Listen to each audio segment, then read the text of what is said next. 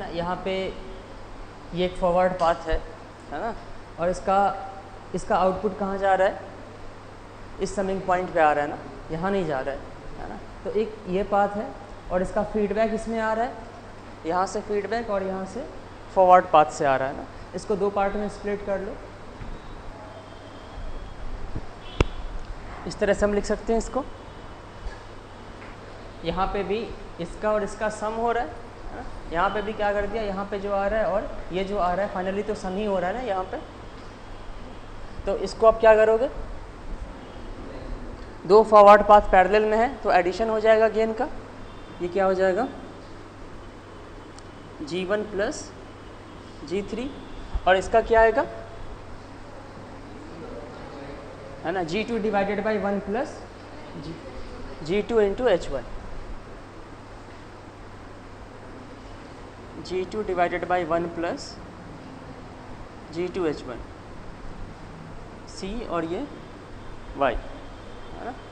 तो यहाँ से अब Y बाई C क्या आ जाएगा, फॉरवर्ड पाथ, नहीं ये पॉजिटिव है, ये पॉजिटिव है, नहीं ये माइनस है, देखो यहाँ माइनस है ना। इसका जो भी आ रहा है ये क्या हो रहा है, सब्सट्रैक्ट होगा फाइनली। तो यहाँ पे माइनस है और यहाँ पे क्या हो रहा है, ये प्लस है।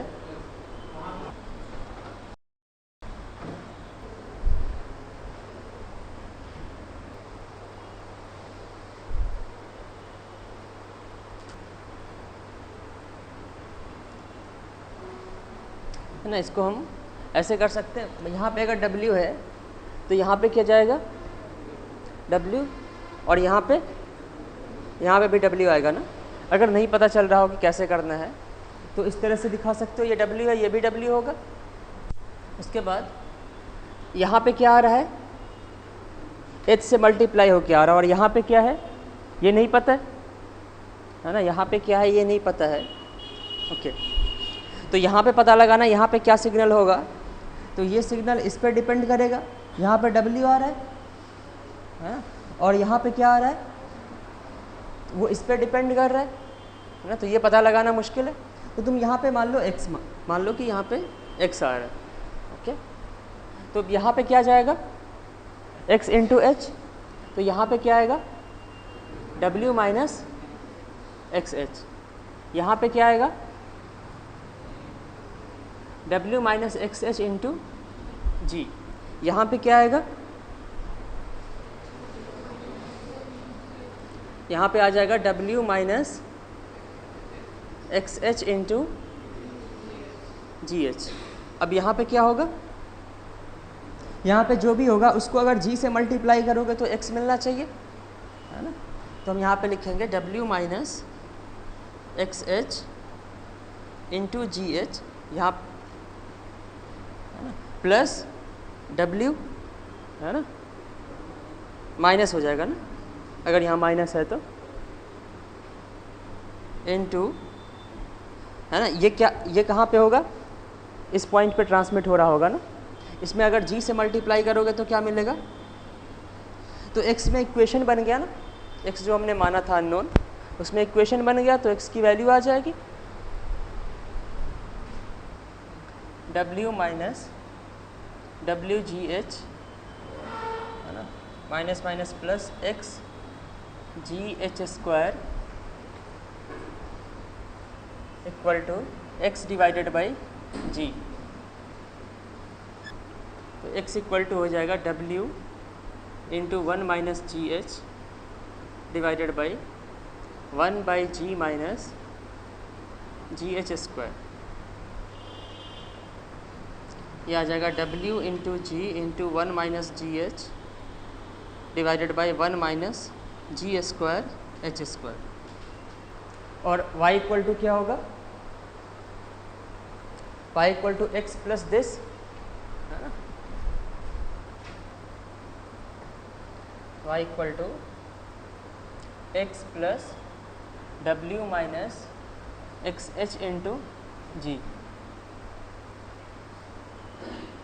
ये हो जाएगा x into 1 minus GH plus W हो जाएगा ना, x की वैल्यू पुट कर दो, WG into 1 minus GH divided by 1 minus G square H square plus W हो जाएगा। ये आ जाएगा। ये इसमें से 1 माइनस GH कॉमन ले सकते थे ना हम यहाँ पे। ये आ जाएगा WG into 1 minus GH divided by 1 plus GH plus W, है ना। तो y बाई W क्या आ जाएगा? y बाई W जो पता लगाना है ना, y by W equal to G into 1 minus GH divided by 1 plus GH plus 1, W minus XH into G। Okay, G यहाँ पे है ना, G यहाँ पे, तो यहाँ पे WG हो जाएगा। तो यहाँ पे भी WG, यहाँ पे G बचेगा ना, इसमें भी G से मल्टीप्लाई होगा। तो अब ये क्या आ जाएगा? y by W equal to 2G divided by 1 plus GH हो जाएगा ना। अगर आप मतलब रिड्यूस नहीं कर पा रहे हो इसको, तो इस तरीके से कर सकते हैं, है ना। इसको रिड्यूस करके भी कर सकते हैं क्या? अगर इस पॉइंट को, ये एक टेक ऑफ पॉइंट है ना, इस पॉइंट को अगर इस ब्लॉक के पीछे लाओगे तो क्या चेंज करना पड़ेगा? अगर इसको पीछे लाओगे, अभी क्या हो रहा है कि ये जो भी सिग्नल है इसमें G से मल्टीप्लाई हो करके यहाँ जा रहा है ना, ठीक है। अगर इसको पीछे लाओगे तो G से तो मल्टीप्लाई नहीं हो पाएगा, है ना। तो उसको कंपनसेशन के लिए क्या करना पड़ेगा? यहाँ पे G से मल्टीप्लाई करना पड़ेगा ना इस पाथ में। तो यहाँ पे क्या आ जाएगा? GH आ जाएगा ना। तो हम इसको ऐसे लिखेंगे, ओके। और ये इस पॉइंट को यहाँ करना है ना, दूसरे समिंग पॉइंट से पीछे। ये दूसरा समिंग पॉइंट है और दूसरे समिंग पॉइंट के पास ले जाना है। ये इस तरह से लिख सकते हैं हम, क्या? यहाँ पे भी G होगा ना, ओके। अब सिंपल लग रहा है। अब हम ऐसे कह सकते हैं ना कि यहाँ पे क्या आ रहा है? W आ रहा है, यहाँ पे भी W, है ना। उसके बाद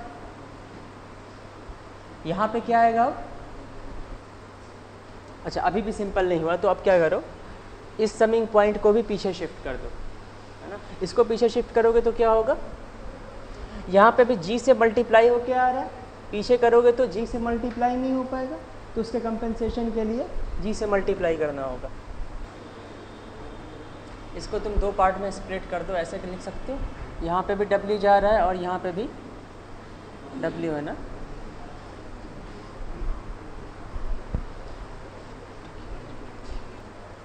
इस पॉइंट के बाद देखो, इस पॉइंट के बाद, है ना, ये दो पाथ पैरेलल में है ना, तो इसका इस पॉइंट के बाद G और G क्या हो जाएगा? पैरेलल में 2G हो जाएगा ना। इसके बाद अगर इसको हम 2G लिख दें, ठीक है, इसको ये ऐसे ही हो पाएगा, है ना, जैसे मैंने किया है ना। दूसरा तरीका भी मैं और आपको बताऊंगा, उससे बहुत आसानी से होगा। वो क्या होगा? सिग्नल फ्लो ग्राफ से बहुत आसानी से हो जाएगा। समिंग पॉइंट को क्या करें? इंटरचेंज कर दें। टेक ऑफ पॉइंट को समिंग पॉइंट के पीछे कर दें। ये टेक ऑफ पॉइंट को समिंग पॉइंट के पीछे, इस टेक ऑफ पॉइंट को हम, इस टेक ऑफ पॉइंट को कहाँ रख कर दें? यहाँ पे। तो इंटरचेंज करने के लिए कैसे करते हैं? जैसे इसका फीडबैक, इसके, तो इसको तुम कर रहे हो, ये फीडबैक यहाँ से आ रहा है ना। तो अब इसको क्या करें हम?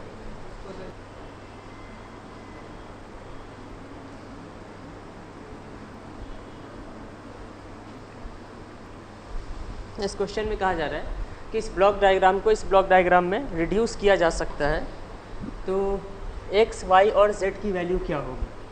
इसमें ऑप्शन दिया हुआ है।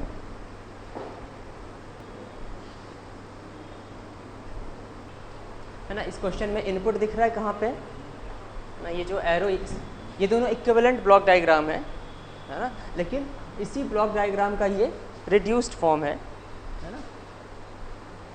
इसमें P आपको दिख रहा है, यहाँ पे P है तो P की पोजीशन दिख रही है, तो P से पहले आपको किस में कन्वर्ट करना है ना, Y में, फिर एक समिंग पॉइंट होगा। इन दोनों समिंग पॉइंट में से कोई सा समिंग पॉइंट हो सकता है, 3 समिंग पॉइंट है ना, उस ब्लॉक डायग्राम में एक ही समिंग पॉइंट है। मैं प्लस माइनस भी लिख देता हूँ। ये दोनों नेगेटिव फीडबैक है, बाकी सब पॉजिटिव है, ठीक है। P दिख रहा है आपको, यहाँ पे क्या होना चाहिए, Y आएगा और 3 समिंग पॉइंट की जगह पे एक समिंग पॉइंट होगा, ठीक है। इनपुट यहाँ पे दिख रहा है, इनपुट के लिए ये लाइन है, यहाँ पे इनपुट के लिए ये लाइन है। ये C0 से भी है ना, C0 से मिसिंग है, C0 का भी यहाँ पे आ रहा है, ठीक है। तो यहाँ पे तुम देखो, ये इनपुट आ रहा है, ये 2 पार्ट में डिस्ट्रीब्यूट हो रहा है ना। इनपुट से C0 से फिर इस समिंग पॉइंट पे आ रहा है, और इनपुट का दूसरा पार्ट क्या हो रहा है, C1 से इस समिंग पॉइंट पे है ना, और उसके बाद दूसरे समिंग पॉइंट पे आ रहा है, ओके। है ना, यहाँ पे मुझे इसको ऐसे बनाना चाहिए था, है ना। तो तुम ये गेस कर सकते हो कि ये समिंग पॉइंट कौन सा समिंग पॉइंट है।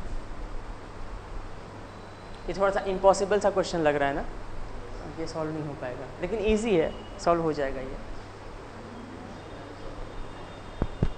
यहाँ पे आपको P दिख रहा है, यहाँ पे भी P दिख रहा है, तो ये जो लाइन है ये ऑब्वियसली कौन सी लाइन होगी, ये लाइन होगी ना।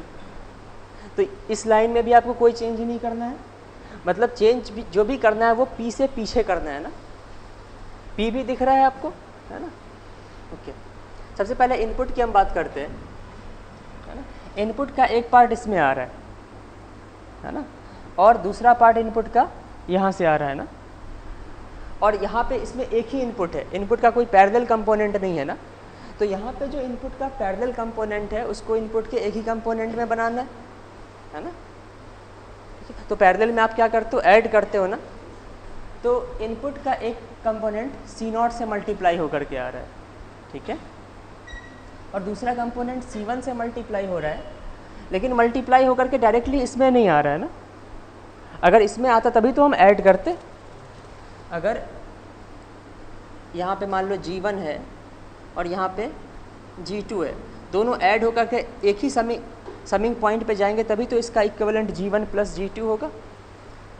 तो तुम क्या करो, तुम अगर इस समिंग पॉइंट को या फिर ये जो पॉइंट है ना, इसको, इस पूरे पॉइंट को अगर यहाँ शिफ्ट करोगे तो क्या चेंज आएगा। इस पूरे ब्लॉक को, ये जो मैं इसको डॉटेड लाइन से दिखा रहा हूँ, ये इसमें क्या आ रहा है, 2 कंपोनेंट है ना, एक C1 इनपुट से C1 आ रहा है, दूसरा ये जो फीडबैक है ना, इसका B1 से यहाँ पे आ रहा है ना। इस पूरे को अगर तुम यहाँ इस समिंग पॉइंट पे शिफ्ट करो, है ना, ये समिंग पॉइंट है और ये इस पे आ रहा है ना, इसको तुम अगर यहाँ पे शिफ्ट करोगे तो क्या चेंज आएगा, 1/, बीच में क्या है, 1/s ही है ना। यहाँ के बजाय अगर तुम यहाँ डाल रहे हो तो 1/s का डिफरेंस आएगा। अगर यहाँ पे है तो यहाँ पे जो सिग्नल आ रहा है ना, इसमें 1/s का मल्टीप्लाई नहीं हो रहा है, लेकिन तुम अगर इसको यहाँ डाल दोगे तो 1/s का मल्टीप्लाई होके यहाँ पे आएगा, जो कि मल्टीप्लाई नहीं होना चाहिए। तो इसको कैसे कंपनसेट करोगे, इसमें तुम s से मल्टीप्लाई कर दो, s से मल्टीप्लाई करने के बाद यहाँ डालो, है ना, तो s का फिर 1/s कंपनसेट हो जाएगा। तो हम ये कह सकते हैं कि इस पॉइंट को अगर यहाँ डालना है तो इसमें तुम क्या करो, यहाँ पे जो सिग्नल आ रहा है इसमें s से मल्टीप्लाई कर दो। इसमें s से मल्टीप्लाई करने का मतलब क्या होगा, इसमें भी s से मल्टीप्लाई करो और इसमें भी s से मल्टीप्लाई करो, ओके, तो हो जाएगा कंपनसेट। तो अब हम एक काम करते हैं, इसको हम ऐसे लिख सकते हैं, B1s C1s, और इन दोनों को तुम ये भी कर सकते हो कि दोनों को एक समिंग पॉइंट बना दो दोनों को ऐड करने के लिए, और फिर दोनों का समेशन यहाँ डाल दो, या फिर हमने डायरेक्टली ऐसे दिखा दिया। ओके, अब देखो, अब इनपुट का, है ना, C0 से मल्टीप्लाई होकर उस समिंग एक समिंग पॉइंट पे आ रहा है, और फिर इनपुट C1S से मल्टीप्लाई हो करके इस समिंग पॉइंट पे आ रहा है, सेम समिंग पॉइंट पे आ रहा है ना। तो अब हम कह सकते हैं कि C0 और C1S पैरेलल में है। तो अब इसकी जगह पे तुम क्या करोगे, इनपुट से हम क्या करेंगे, C0 प्लस C1S, ये कर सकते, इतना कर सकते हैं ना। तो ये इनपुट है। अब x की जगह क्या हो जाएगा, अभी जो मॉडिफिकेशन किया है इस मॉडिफिकेशन के अकॉर्डिंग, है ना, और भी मॉडिफिकेशन हो सकते हैं, लेकिन अभी जो हमने मॉडिफिकेशन किया है उसके अकॉर्डिंग x क्या होगा। और ये समिंग पॉइंट कौन सा समिंग पॉइंट है, इनपुट, है ना, मल्टीप्लाई होकर के किस में जा रहा है, वहाँ देखो ये जो समिंग पॉइंट है ये हमने, ये समिंग पॉइंट है ना। ओके, तो ये समिंग पॉइंट भी मिल गया। ओके, अब यहाँ से फीडबैक z से मल्टीप्लाई होकर के इस समिंग पॉइंट में जा रहा है ना। यहाँ से ये जो फीडबैक है p के बाद, यही लाइन है ना, तो इस लाइन पे अब आ जाओ, है ना। इसको किससे मल्टीप्लाई होना है, z से मल्टीप्लाई होकर के कौन से समिंग पॉइंट पे जाना है, ये समिंग पॉइंट है ना। तो हमारा इसमें समिंग पॉइंट कौन सा है, यही समिंग पॉइंट है ना। तो ये तो ऑलरेडी देखो दोनों पैरेलल में है ना, क्योंकि यहाँ से सिग्नल डिस्ट्रीब्यूट हो रहा है यहाँ पे, और डिस्ट्रीब्यूट होने के बाद अलग अलग गेन है और वापस तो सेम समिंग पॉइंट पे आ रहा है ना। तो ये दोनों भी पैरेलल में हो जाएंगे। तो इन दोनों को हटा करके मैं B0 प्लस B1S लिख दूँ, है ना। इन दोनों की जगह पे सिंपली एक गेन आ जाएगा, B0 प्लस B1S, और ये जाएगा कहाँ पे, ये पॉजिटिव फीडबैक था या नेगेटिव फीडबैक था, पॉजिटिव था ना, है ना। इस तरह से हम लिख सकते हैं C0 प्लस C1S।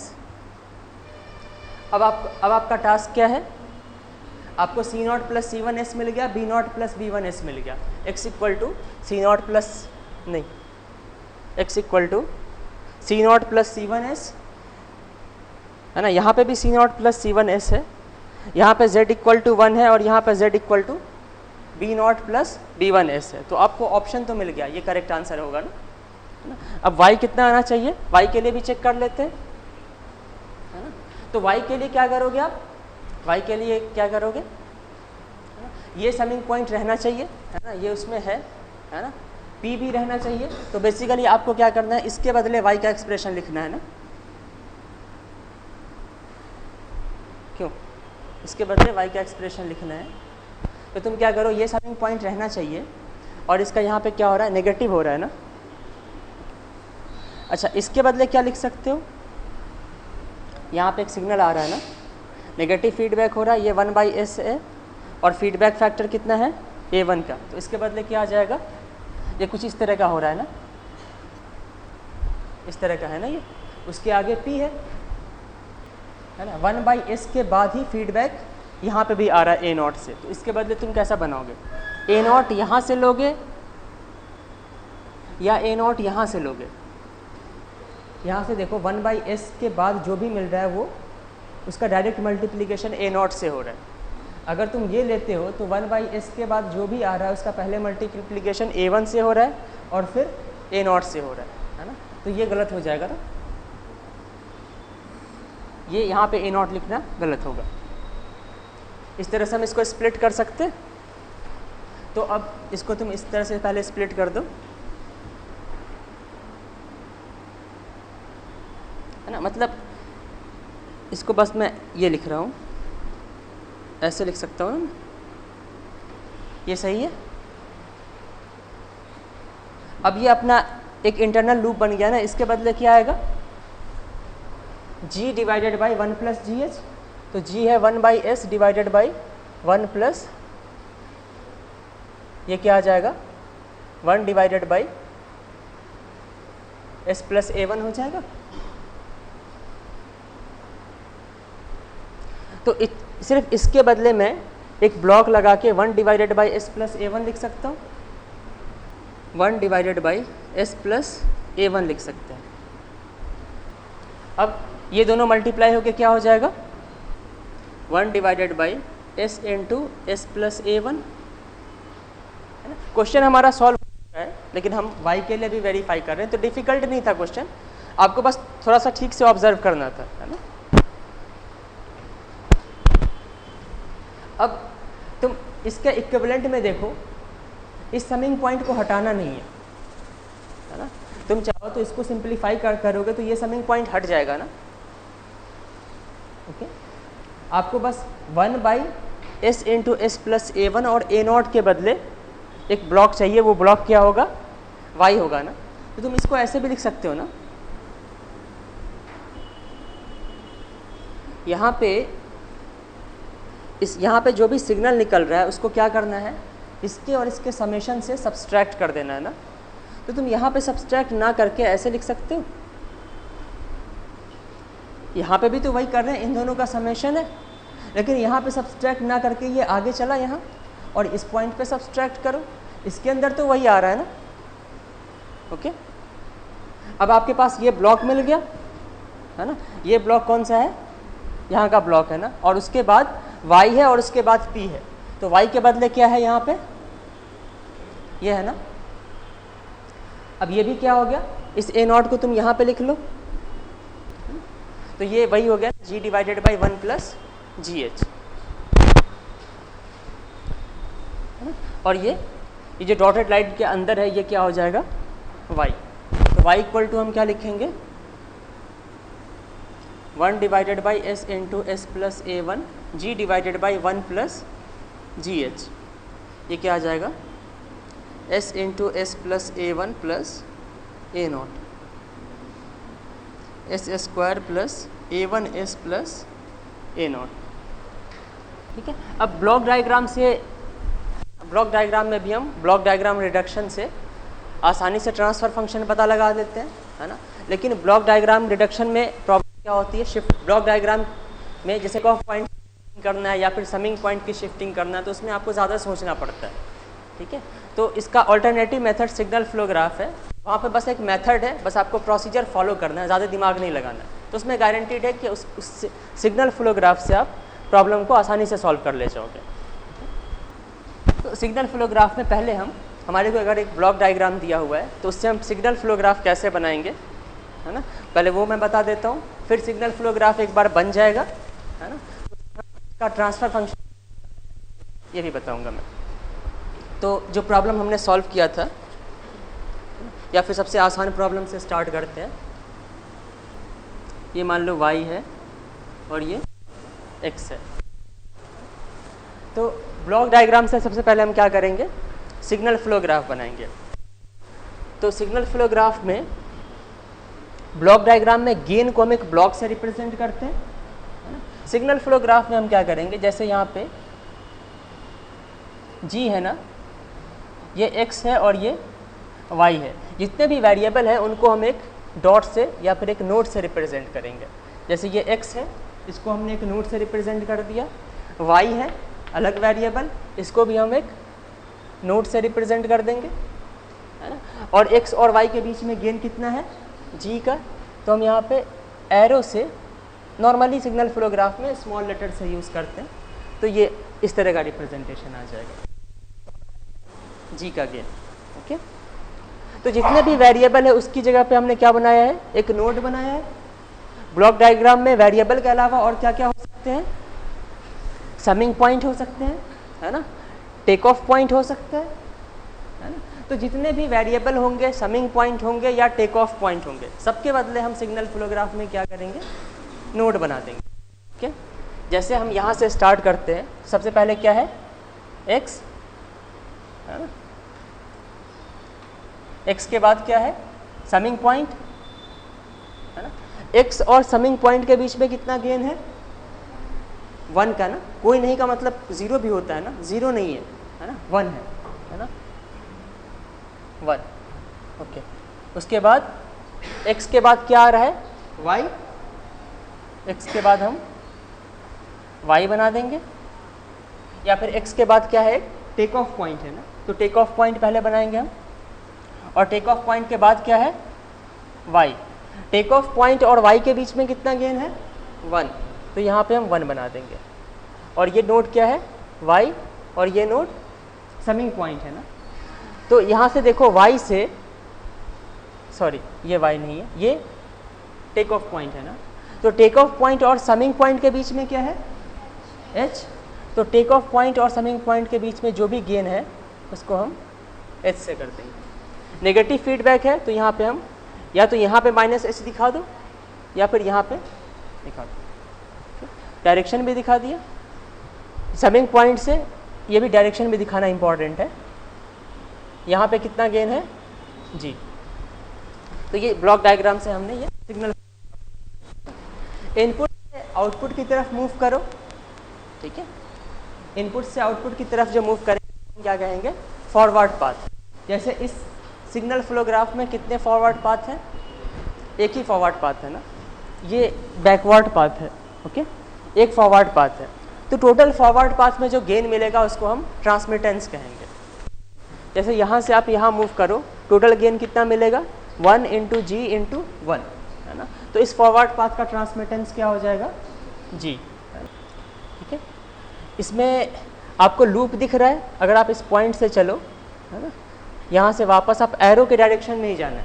एरो के डायरेक्शन में अगर जाओगे तो इस पॉइंट पे वापस आ सकते हो है ना। तो ये इसका एक लूप कहलाएगा। इसका लूप गेन कितना हो जाएगा, यहाँ से यहाँ जाओगे तो g, फिर यहाँ पे -h। तो इसमें लूप है ये, और इसका लूप गेन क्या होगा -gh, ठीक है।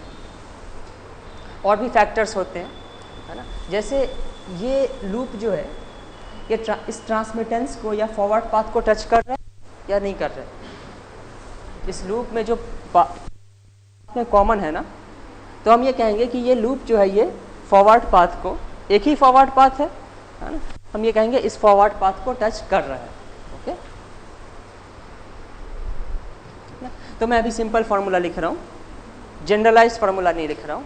इसका सिंपली हो जाएगा क्या, ट्रांसमिटेंस डिवाइडेड बाय 1 माइनस, मैंने जनरलाइज्ड फार्मूला नहीं लिखा है, सिर्फ इसके लिए लिखा है। तो ट्रांसमिटेंस कितना है इसका g divided by 1 minus loop gain कितना है -gh। तो ये आ जाएगा g डिवाइडेड बाय 1 प्लस, ये सिंगल लूप का प्रॉब्लम है। अब हम एक से ज़्यादा लूप की प्रॉब्लम करेंगे, या फिर मैं पहले फॉर्मूला लिख दे रहा हूँ, ठीक है, और उसके बेसिस पे मैं प्रॉब्लम फिर ले लूँगा, या फिर इसी में मैं ले लेता हूँ। आपको ब्लॉक डायग्राम से सिग्नल फ्लो ग्राफ बनाना आ गया, ओके। यहाँ पे मान लो 1 है और यहाँ पे y नहीं है, ये g1 मान लो, यहाँ पे एक नोड है, ये फिर से एक नोड है, यहाँ पे गेन g2 मान लो, ये y है, यहाँ पे गेन 1 मान लो, -h1 और ये -h2, ओके। अब इसका मान लो कि एक ब्लॉक डायग्राम से एक सिग्नल, तो मैंने यहाँ पे सिग्नल फ्लो ग्राफ में चेंज किया है, तो ब्लॉक डायग्राम में क्या, ओके। तो अब यहाँ पे अगर हमारे को इसका गेन पता लगाना है, क्या करेंगे, फॉरवर्ड पाथ काउंट करेंगे। कितने फॉरवर्ड पाथ हैं, एक फॉरवर्ड पाथ है ना। तो फॉरवर्ड पाथ क्या है, लूप आपको काफ़ी केयरफुली देखना पड़ेगा।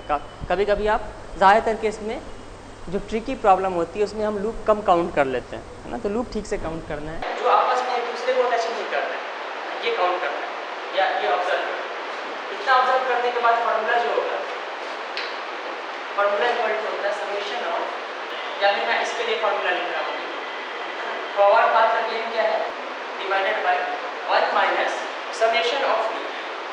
समेशन ऑफ लूप गेन क्या हो जाएगा, -g1h1 माइनस प्लस, अगर लूप एक दूसरे को टच नहीं कर रहे तो दोनों लूप गेन का मल्टीप्लिकेशन।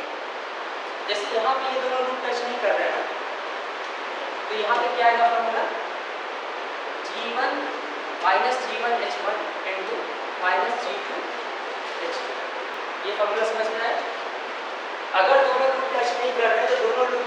मल्टीप्लिकेशन भी होगा। ठीक है, अगर टच कर रहे होते तो इन दोनों लूप गेन का मल्टीप्लिकेशन नहीं होता। जैसे इसका इस सिंगल फ्लोग्राफ का गेन ये आता है, हमारा आंसर क्या होगा, G1 G2 divided by 1 plus G1 H1 H2। ठीक है, अब इसी में मान लो कि ये दोनों लूप एक दूसरे को टच कर रहे होते, जैसे नेक्स्ट एग्जांपल में अगर ये लूप मान लो इस तरह से होता -H2, है ना, तो अब यहाँ पे ये एक्सप्रेशन नहीं आता, है ना। यहाँ पे फॉर्मूला क्या होता, simply G1 G2 divided by 1 minus L1 plus L2। Okay, यहाँ पे अब L1 और L2 का प्रोडक्ट नहीं होता। ओके, सिमिलरली मान लो 3 लूप है L1 L2 L3। ओके, है ना, तो यहाँ पे भी क्या होता है, अगर फॉर्मूला नीचे डिनोमिनेटर में क्या बनेगा, 1 minus L1 plus L2 plus L3 plus L1 L2 plus L2 L3 plus L3 L1। ठीक है, ये फार्मूला ज़रूरी नहीं कि ये एक्सप्रेशन आए ही। ठीक है, अगर L1 L2 एक दूसरे को टच नहीं कर रहे हैं तभी आएगा, अगर L2 L3 एक दूसरे को टच नहीं कर रहे हैं तभी ये आएगा, है ना, या फिर L3 L1 अगर टच नहीं कर रहे हैं तभी ये एक्सप्रेशन आएगा, अगर टच कर रहे हैं तो ये एक्सप्रेशन नहीं आएगा। सिमिलरली 3 लूप हैं तो ये भी हो सकता है कि तीनों लूप आपस में टच ना कर रहे हो, अगर तीनों लूप आपस में टच नहीं कर रहे हैं तो माइनस L1 L2 L, ये समझ में आया फार्मूला। ठीक है, तो लूप अगर एक दूसरे को टच करेंगे या नहीं करेंगे उसके अकॉर्डिंग डिनोमिनेटर इस तरह से चेंज होगा। एक और कंसिडरेशन है जो हमें ध्यान में रखना है, फॉरवर्ड पाथ लूप को टच कर रहे हैं या नहीं कर रहे हैं। जैसे इस प्रॉब्लम में जो एक ही फॉरवर्ड पाथ है और ये दोनों लूप को टच कर रहा है ना, अगर फॉरवर्ड पाथ लूप को टच नहीं करेंगे तब फॉर्मूले में क्या मॉडिफिकेशन होगा, मैं एक नेक्स्ट एग्जांपल बनाता हूँ।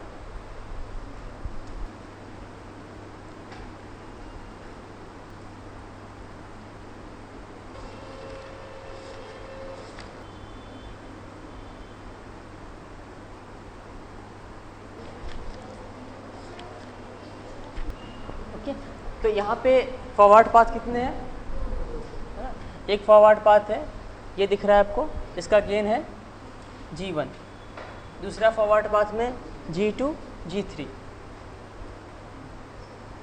है ना। लूप कितने हैं इसमें, एक तो ये लूप दिख रहा है ना, L1 equal to minus G1 H1, L2 equal to minus G3 H3, और कोई लूप है उसके बाद नहीं है ना, यहाँ से और दूसरा कोई लूप, तीसरा कोई लूप नहीं है। ठीक है, अब जैसे फॉरवर्ड पाथ की हम बात करें, न्यूमरेटर में फॉरवर्ड पाथ होता है ना, फॉरवर्ड पाथ गेन, है ना। अब हमें ट्रांसफ़र फंक्शन लिखना है, तो फॉरवर्ड पाथ को, फर्स्ट फॉरवर्ड पाथ को ये लूप टच नहीं कर रहा है ना, तो अब मैंने फार्मूला क्या लिखा है, फार्मूला क्या होगा, फॉरवर्ड पाथ का भी जो भी गेन होता है, फॉरवर्ड पाथ ट्रांसमिटेंस इनटू, मैंने यहाँ पे पाथ फैक्टर लिख रखा है। ठीक है, अगर सारे लूप किसी फॉरवर्ड पाथ को टच कर रहे हैं तो पाथ फैक्टर क्या हो जाएगा, 1, है ना। डेल्टा के इक्वल टू 1 होगा if all the loops are, अगर कोई लूप टच नहीं कर रहा है तो फॉरवर्ड पाथ क्या हो जाएगा, फॉरवर्ड पाथ, सॉरी ये पाथ फैक्टर ये हो जाएगा 1 माइनस L, जहाँ पे L क्या होगा, गेन ऑफ, है ना, और यहाँ पे आपको क्या करना है, summation of path gain into path factor. ठीक है, तो जैसे फॉरवर्ड पाथ का गेन क्या है, G1, है ना, इनटू इसका पाथ फैक्टर, तो इस पाथ को कौन सा लूप टच नहीं कर रहा है, ये लूप टच नहीं कर रहा है, तो 1 माइनस इस लूप का गेन क्या होगा, minus G3 H3 plus second forward path, second forward path का गेन क्या है, G2 G3, और सेकेंड फॉरवर्ड पाथ को ये लूप टच नहीं कर रहा है ना, तो इसका क्या आ जाएगा, यहाँ पे पाथ फैक्टर हो जाएगा 1 minus G1 H1, okay, divided by divided by delta, इसको हम ग्राफ डिटर्मिनेंट कहते हैं। इसके लिए मैंने आपको बता दिया है ना, क्या होगा 1 माइनस है ना summation of gain of all the loops, ये आ जाएगा माइनस G1H1 माइनस G3H3 है ना, उसके बाद प्लस है ना, ये माइनस प्लस ऑल्टरनेट जाएगा, यहाँ पे माइनस आया है फिर प्लस, अब क्या होगा है ना product of gain of all the loops which are not touching each other है ना। तो यहाँ पे ये दोनों लूप एक दूसरे को टच नहीं कर रहे है ना, तो इन दोनों के लूप गेन का मल्टीप्लिकेशन हो जाएगा minus G1H1 into minus G3H3। अब यहाँ पर फर्दर कोई ये नहीं आएगा फार्मूला, क्योंकि 3 लूप नहीं है ना, 2 लूप है तो इतना ही तक हो जाएगा फार्मूला। तो इसको सिंपलीफाई कर लो तो आपका आंसर आ जाएगा। ओके, तो हमने जो प्रॉब्लम्स की थी उसको हम अब सिग्नल फ्लो ग्राफ से करते हैं। इसका सिग्नल फ्लो ग्राफ बनाओ और फिर इसका आपको ट्रांसफर फंक्शन बताना है।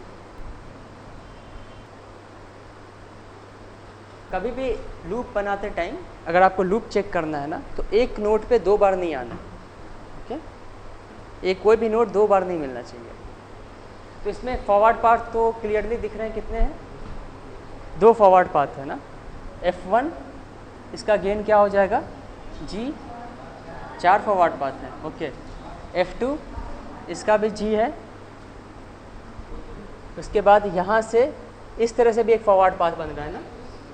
आपको इनपुट से आउटपुट तक जाना है, लेकिन कोई भी नोड रिपीट नहीं होना चाहिए।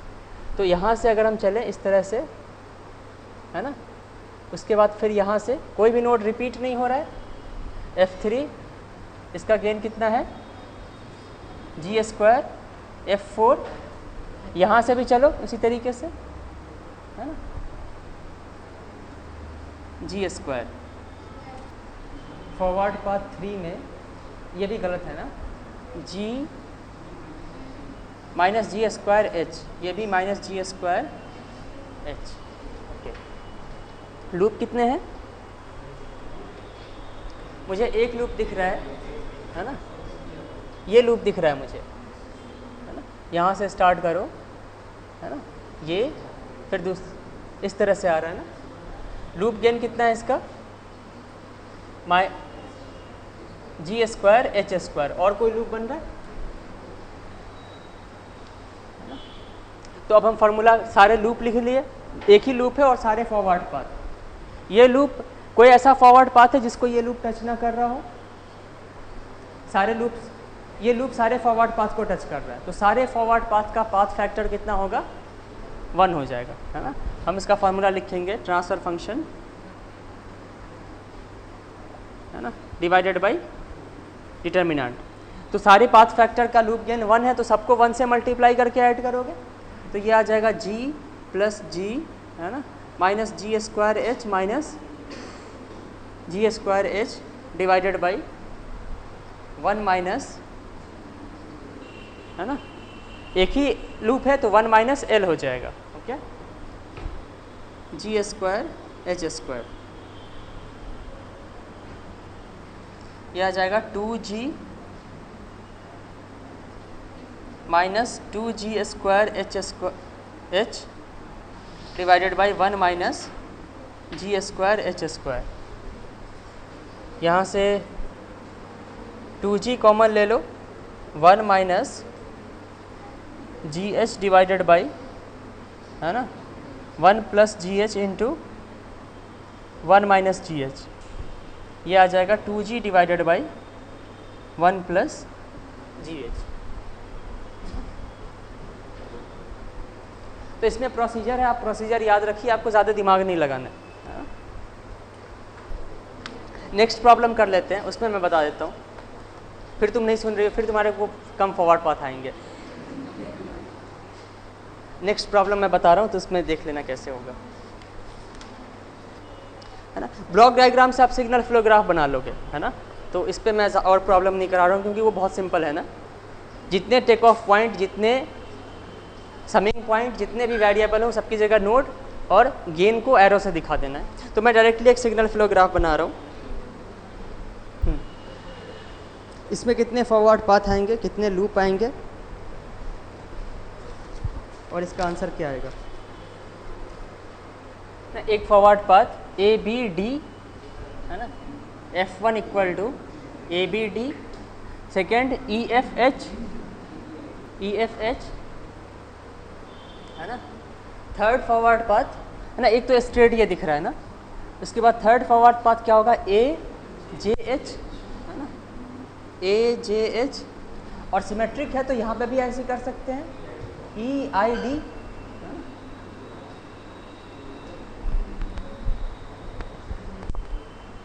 है ना। नेक्स्ट कौन सा होगा, इनपुट से स्टार्ट करना है ना, ए के बाद जे है ना, इस तरह से ए जे माइनस जी आई डी, इस तरह से होगा ना, कोई भी नोड रिपीट नहीं हो रहा, देख रहा ए है ना, जो भी नोड हो जाएगा मैं उस पर एक पॉइंट डाल दूंगा है ना, ए जे है ना माइनस जी है ना, आई डी और 1, ए जे माइनस जी आई डी, और सिमेट्रिक है तो उसी तरह से यहाँ पे भी होगा, ई है ना, ई आई माइनस सी, ई आई माइनस सी ना, ये 6 फॉरवर्ड पाथ हो गए।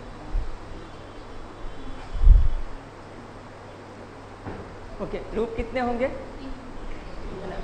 2 लूप तो मुझे दिख रहा है ना, बहुत आसान है, loop 1 equal to minus B C, loop 2 equal to minus G F है ना, और एक लूप हमने, ये लूप बन जाता है, अभी हमने प्रीवियस एग्जांपल में किया था ना, है ना, बी जी आई, ओके, ऊपर से बन जाएगा। यहाँ से अगर हम स्टार्ट करें माइनस सी है ना, जे, फिर यहाँ से माइनस जी, तो माइनस माइनस प्लस हो जाएगा, और फिर आई, ये लूप 3 बन रहा है। और कोई लूप है ना, जैसे इस नोड से कोई लूप नहीं बन सकता क्योंकि इधर से भी ये जा रहा है, वापस आने के लिए कोई पाथ नहीं है ना इस पे। ओके, इस नोड से वापस आने के लिए एक पाथ है, जाने के लिए ये पाथ है, तो इसका बन चुका है। यहाँ जाने के लिए एक पाथ है, तो इस पे भी, इससे भी लूप बन चुका है ना, तो दोबारा इससे लूप नहीं बनेगा है ना। इसी तरह इस नोड से ये एक लूप बन चुका है ना, इधर से कोई लूप नहीं बन सकता है ना। ठीक है, इतने लूप हो गए।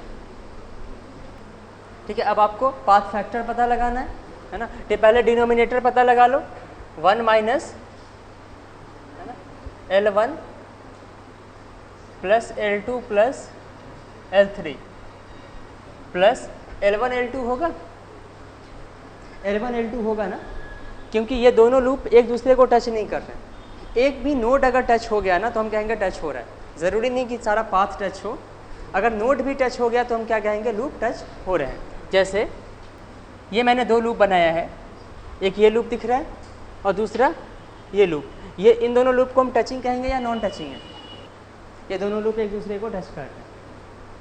ठीक है, और L3 के बारे में क्या है, L3 दोनों लूप को टच कर रहा है ना। तो इसका मतलब ये हो गया कि यहाँ पे L1 L2 आएगा प्लस L1 L3 ये नहीं आएगा, प्लस L2 L3 भी नहीं आएगा, है ना। इस तरह से कह सकते हैं।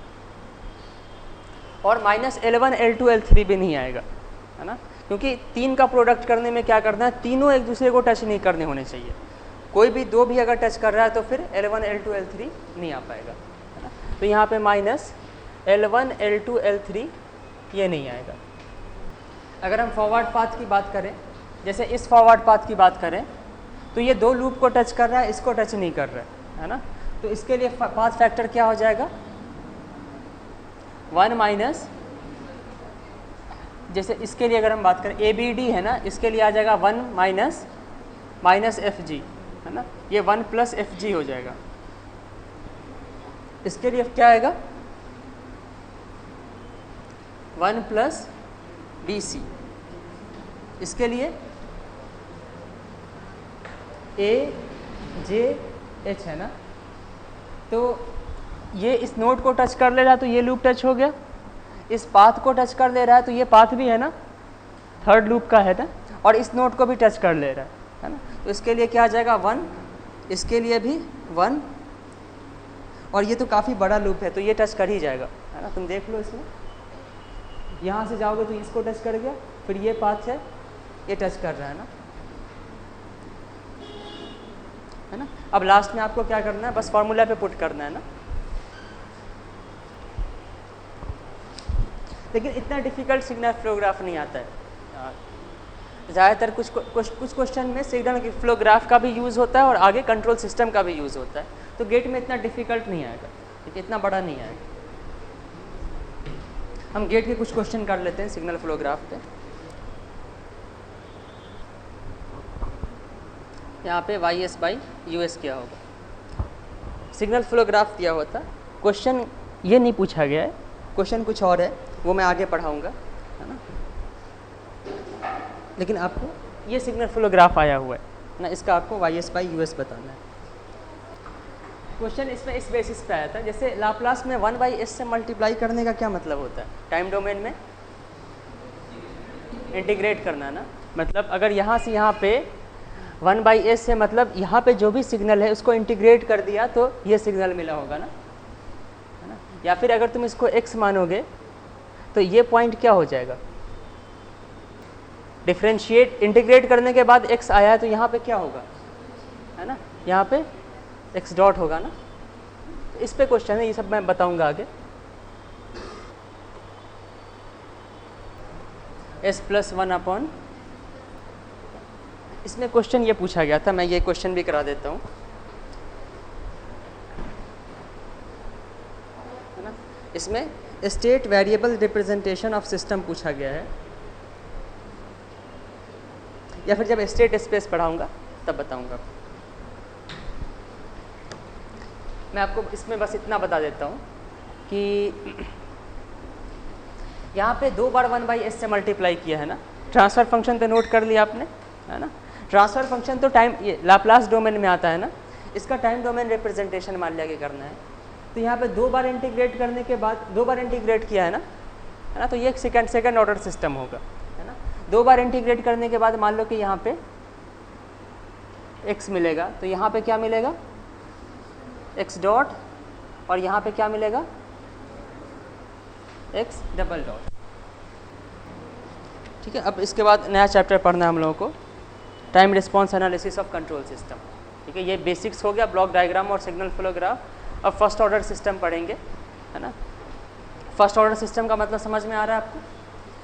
फर्स्ट ऑर्डर सिस्टम क्या होगा, जिसमें आउटपुट और इनपुट, है ना, फर्स्ट ऑर्डर डिफरेंशियल इक्वेशन से रिलेटेड हो, ठीक है, या फिर जिसका ट्रांसफ़र फंक्शन में s⁻1 इन्वॉल्व हो, ठीक है। अगर फर्स्ट ऑर्डर डिफरेंशियल इक्वेशन से रिलेटेड है तो जब उसका आप लाप्लास लोगे तो dy/dx का लाप्लास क्या आएगा, s × xs आएगा ना, s² का टर्म नहीं होगा, है ना। अगर डबल डिफरेंशिएशन है तो वहाँ पे s² आएगा, है ना। तो फर्स्ट ऑर्डर डिफरेंशियल इक्वेशन, है ना, या फर्स्ट ऑर्डर सिस्टम का अगर तुम लाप्लास में इसका ट्रांसफ़र फंक्शन पता लगाओगे तो इसका डिनोमिनेटर जो होगा उसका हाईएस्ट पावर क्या आ जाएगा, 1 होगा, है ना। या फिर इसके डिनोमिनेटर का जो डिग्री होगा वो 1 होगा, है ना। तो फर्स्ट ऑर्डर सिस्टम पढ़ेंगे। ब्रेक चाहिए आप लोगों को, उससे ज़्यादा पढ़ा तो नहीं हम लोगों ने अभी, है ना, लेकिन चलो टाइम हो गया तो ब्रेक ले लो 10 मिनट का। फर्स्ट ऑर्डर सिस्टम क्या होगा, ठीक है। फर्स्ट ऑर्डर सिस्टम हमें ये पता है कि फर्स्ट ऑर्डर सिस्टम में जो ट्रांसफ़र फंक्शन होगा, है ना, उसके डिटर्मिनेंट में s का जो डिग्री होगा वो 1 होगा ना। जैसे फर्स्ट ऑर्डर सिस्टम का एग्जांपल क्या हो सकता है, एक इलेक्ट्रिकल सर्किट जो कि फर्स्ट ऑर्डर हो, हाँ, inductive circuit, purely resistive circuit, जितने भी RL सर्किट या RC सर्किट होते हैं ना। जैसे अगर प्योरली रेजिस्टिव सर्किट है और यहाँ पे आप इनपुट ले रहे हैं तो यहाँ पे आउटपुट डिवाइडेड बाय इनपुट क्या आएगा,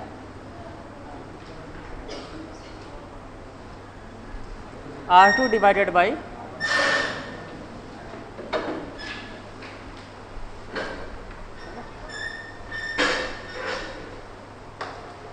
R2 divided by R1 plus R2 होगा। R का लाप्लास R ही हो जाता है ना, तो यहाँ पे S का कोई फंक्शन ही नहीं बन रहा है, S का डिग्री क्या है यहाँ पे 0 है ना, तो ये फर्स्ट ऑर्डर सिस्टम नहीं हुआ है ना। यहाँ पे आउटपुट का Laplace divided by input Laplace क्या आएगा,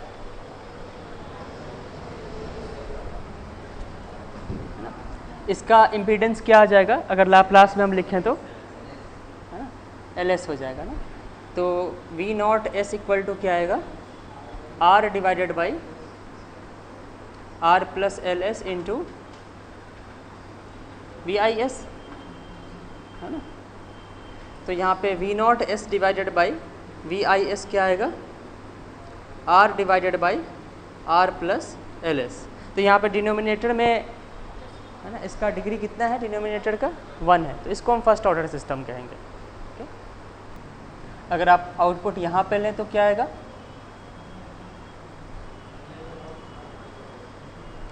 V not S by VIS क्या आ जाएगा इस केस में, LS divided by R plus LS।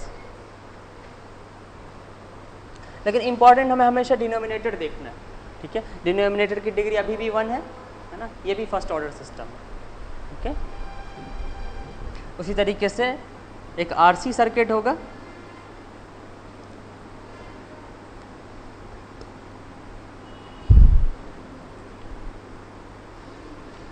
है ना। यहाँ पे V नॉट S बाई, इसका एग्जांपल मैं कई बार दे चुका हूँ आपको, यह आ जाएगा R divided by 1 plus RCS, ये भी फर्स्ट ऑर्डर सिस्टम है ना। तो जितने भी RL सर्किट या फिर RC सर्किट होंगे वो सारे क्या हैं, फर्स्ट ऑर्डर सिस्टम है।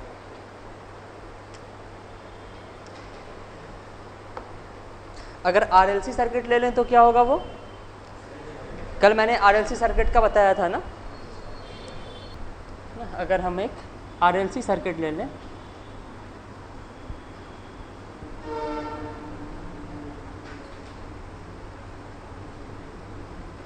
तो यहाँ पे V not S by VIS क्या आएगा, इसको मैं V नॉट 1 का नाम दे रहा हूँ, है ना। एक नया सिस्टम होगा, ये मैंने कल कराया था, कितना आएगा ये 1/LC divided by S square plus, है ना। यहाँ पे S का डिग्री कितना है डिनोमिनेटर का 2 है, तो इसको हम सेकेंड ऑर्डर सिस्टम कहेंगे। आउटपुट आप कहाँ पे ले रहे हैं फ़र्क नहीं पड़ता है, अगर RLC सर्किट है तो वो सेकेंड ऑर्डर सिस्टम बनेगा। तुम मैंने यहाँ पे कैपेसिटर के क्रॉस लिया था ना आउटपुट, अगर तुम रेजिस्टेंस के क्रॉस आउटपुट लोगे तो क्या आएगा, इसको मैं V आउटपुट 2 का नाम दे रहा हूँ। तो V not S divided by VIS यहाँ पे क्या आएगा, है ना, करंट, है ना, IS इंटू R हो जाएगा ना, ठीक है। V not S equal to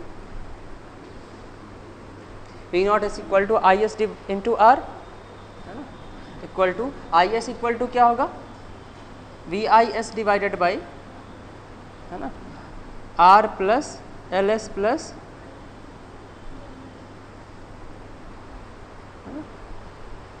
तो V not S by VIS क्या होगा,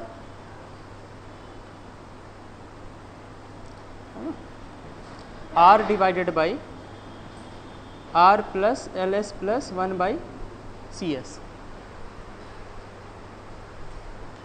ये आ जाएगा R डिवाइडेड बाई, है ना, RCS plus LCS square plus 1। यहाँ पे भी हम क्या करेंगे, इसका जो हाईएस्ट पावर होगा उसका कोफिशिएंट 1 करने की कोशिश करेंगे। तो LC से डिवाइड करोगे तो ये क्या आ जाएगा, यहाँ पे RCS होगा ना। अब आप क्या करोगे, LC से डिवाइड करोगे तो ऊपर में क्या होगा, R by LS divided by S square plus R by LS plus 1 by LC, ठीक है। ये आ जाएगा V not 2S divided by VIS, है ना। तो अगर आउटपुट आर के क्रॉस ले रहे हैं तो ये आ जाएगा। सिमिलरली अगर आप आउटपुट एल के क्रॉस लोगे, वी नॉट एल लिख रहा हूँ मैं यहाँ पे, इसको मैं वी नॉट आर लिख रहा हूँ, तो डिनोमिनेटर हर केस में सेम रहेगा। और यहाँ पे क्या आ जाएगा अब, है ना, यहाँ पे एल एस आएगा, और जब आप एल सी से डिवाइड करोगे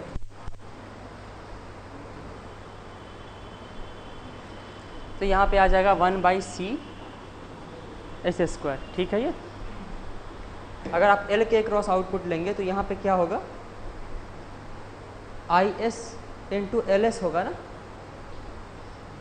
ओके, यहाँ पे एल एस होगा, और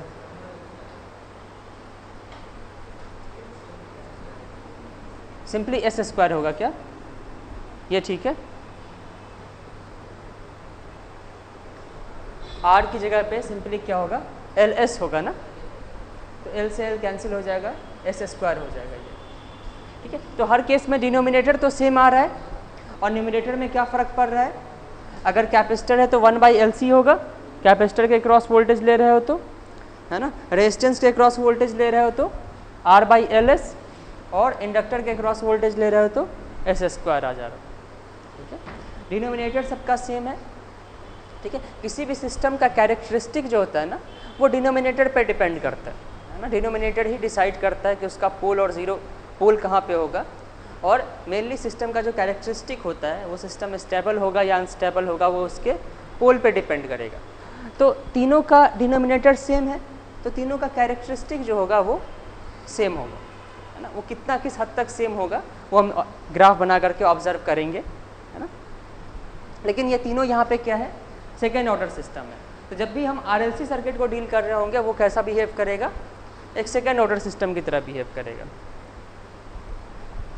मैंने यहाँ पे फर्स्ट ऑर्डर सिस्टम लिख रखा है, हम साथ में ही पढ़ रहे हैं दोनों,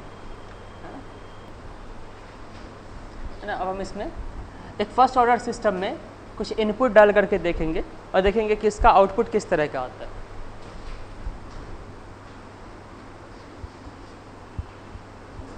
है ना। जैसे फर्स्ट ऑर्डर सिस्टम मैं आपको पढ़ाऊंगा, तो फर्स्ट ऑर्डर सिस्टम में अगर एक इलेक्ट्रिकल सिस्टम का एग्जांपल लेना होगा तो क्या होगा, first order system RL circuit या RC सर्किट, है ना। और ये नेटवर्क में आप लोगों में से कुछ लोगों ने नेटवर्क पढ़ा होगा, है ना। एक RL सर्किट या एक RC सर्किट का टाइम रिस्पॉन्स कैसा आता है, जैसे अगर मैं एक RC सर्किट है, इसमें अगर एक वोल्टेज कनेक्ट कर दूं, है ना, सिस्टम मैंने क्या लिया है, ये सिस्टम लिया है ना, कैपेसिटर के क्रॉस आउटपुट वोल्टेज ले रहा है ना। तो यहाँ पे कैपेसिटर के क्रॉस आउटपुट वोल्टेज का ग्राफ कैसा आता है, टाइम रिस्पॉन्स का मतलब ये हो गया कि एक इनपुट दोगे और आउटपुट का आप क्या करोगे, टाइम के साथ वेरिएशन देखेंगे, है ना। तो एक कांस्टेंट वोल्टेज अगर कनेक्ट कर दोगे, है ना, तो कैपेसिटर के क्रॉस आउटपुट वोल्टेज का ग्राफ कैसा आएगा, ये आपको पता है पहले से, इस तरह का ग्राफ आता है। Steady state capacitor voltage V S के इक्वल हो जाएगा, है ना। और जितनी देर में 63% ऑफ फाइनल वैल्यू, या फिर जितनी देर में 63% ट्रांजिएंट कवर हो जाएगा, उसको हम क्या कहेंगे, टाइम कांस्टेंट। तो एक RC सर्किट में टाइम कांस्टेंट क्या होता है, RC, तो यहाँ पे T इक्वल टू क्या होगा, RC, है ना, इसी को हम टॉ भी कहते हैं। इस तरह का ग्राफ आता है। या फिर दूसरा ग्राफ किस तरह का आता है, इंक्रीजिंग ग्राफ ये होगा, और डिक्रीजिंग ग्राफ, अगर आप I का ग्राफ बनाओगे तो ये इस तरह का आएगा। ये हम लोग RL सर्किट और RC सर्किट में पहले से पढ़ चुके हैं। तो ये जो ग्राफ हम पढ़ रहे हैं, ये एक फर्स्ट ऑर्डर सिस्टम का कौन से इनपुट के लिए है ये ग्राफ, ये कांस्टेंट वोल्टेज सोर्स है ना, इसको तुम कैसा इनपुट कहोगे, इम्पल्स है, स्टेप है, या रैंप है, स्टेप रिस्पॉन्स है ना, तो इसको हम क्या कहेंगे, this is step response of a first order system. Okay, तो ये हम RL सर इसका डेरिवेशन हमने कैसे किया था, यहाँ पे आउटपुट वोल्टेज का डेरिवेशन क्या, फार्मूला क्या आता है, VCT इक्वल टू, है ना, V इन्फिनिटी वाले फार्मूले से ही यहाँ पे क्या आ जाएगा expression, V into 1 minus e to power minus T divided by RC होता है ना। ये डेरिवेशन कैसे किया था हमने, है ना, ये डिफरेंशियल इक्वेशन से किया होगा, है ना, डिफरेंशियल इक्वेशन की हेल्प से, है ना। अब यहाँ पे हम कंट्रोल सिस्टम में ऐसे डेरिवेशन करेंगे कि ये एक फर्स्ट ऑर्डर सिस्टम है, अगर आउटपुट यहाँ पे ले रहे हो, इनपुट यहाँ पे ले रहे हो, तो इसका ट्रांसफर फंक्शन क्या आएगा, R divided by 1 plus RCS, है ना। इसमें अगर एक कांस्टेंट वोल्टेज सोर्स दे रहे हो तो कांस्टेंट वोल्टेज सोर्स को हम UT लिख सकते हैं, है ना। तो एक सिस्टम है जिसका ट्रांसफर फंक्शन आपको R divided by 1 plus RCS दिया हुआ है, और इसमें इनपुट आप क्या दे रहे हो, 1/s, है ना। तो आउटपुट इसका क्या आएगा, 1/s इंटू, अब आपको अगर YT पता लगाना है, YT बेसिकली क्या होगा, कैपेसिटर वोल्टेज ना, तो इसका आप क्या करोगे, इन्वर्स लाप्लास। इन्वर्स लाप्लास के लिए पहले पार्शियल फ्रैक्शन, ठीक है, और उसके बाद फिर इन्वर्स लाप्लास ले लोगे। तो इसका पहले पार्शियल फ्रैक्शन करेंगे तो क्या आएगा, इसको हम लिखेंगे 1/s प्लस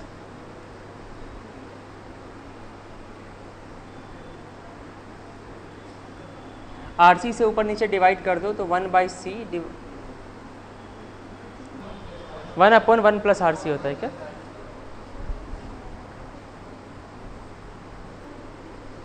ये YS का एक्सप्रेशन आ जाएगा, है ना।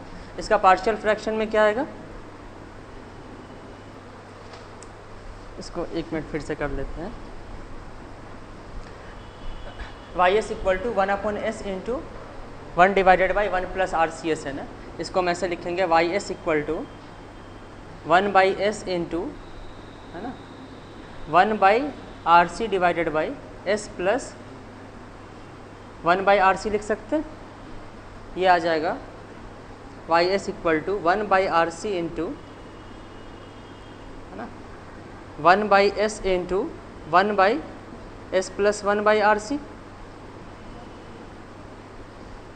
1/RC इंटू, इसको आप क्या लिखोगे, यहाँ से RC और RC कैंसिल हो जाएगा,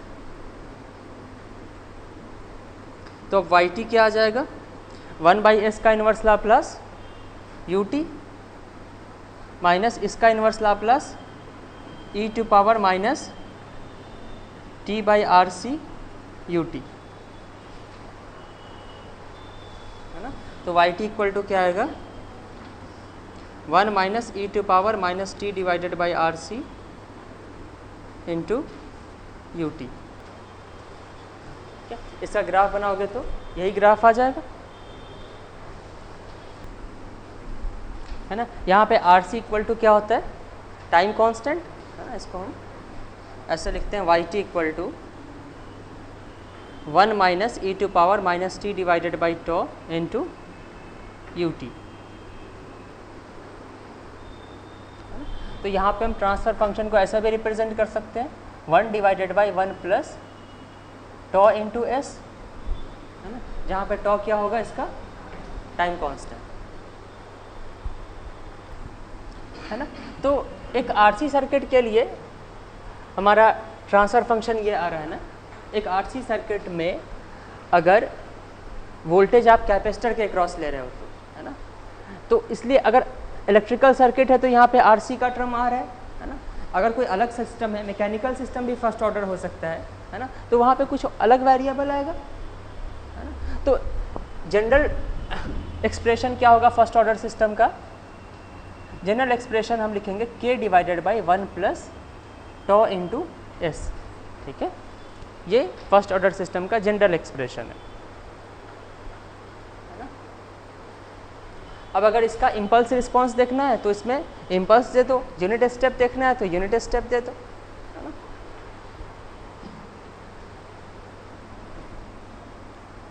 है ना। तो इसमें अब इसको फिर से कर लो।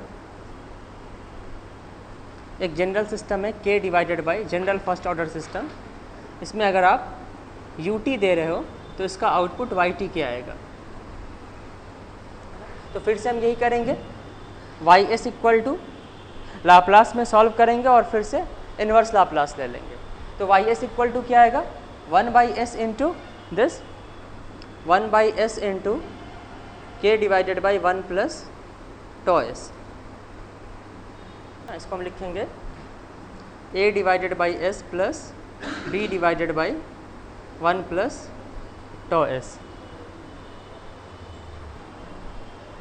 तो अब इसका इन्वर्स लाप्लास क्या हो जाएगा, yt equal to k into U T minus इसका इन्वर्स लाप्लास लेने के लिए टॉ से डिवाइड कर दो, है ना।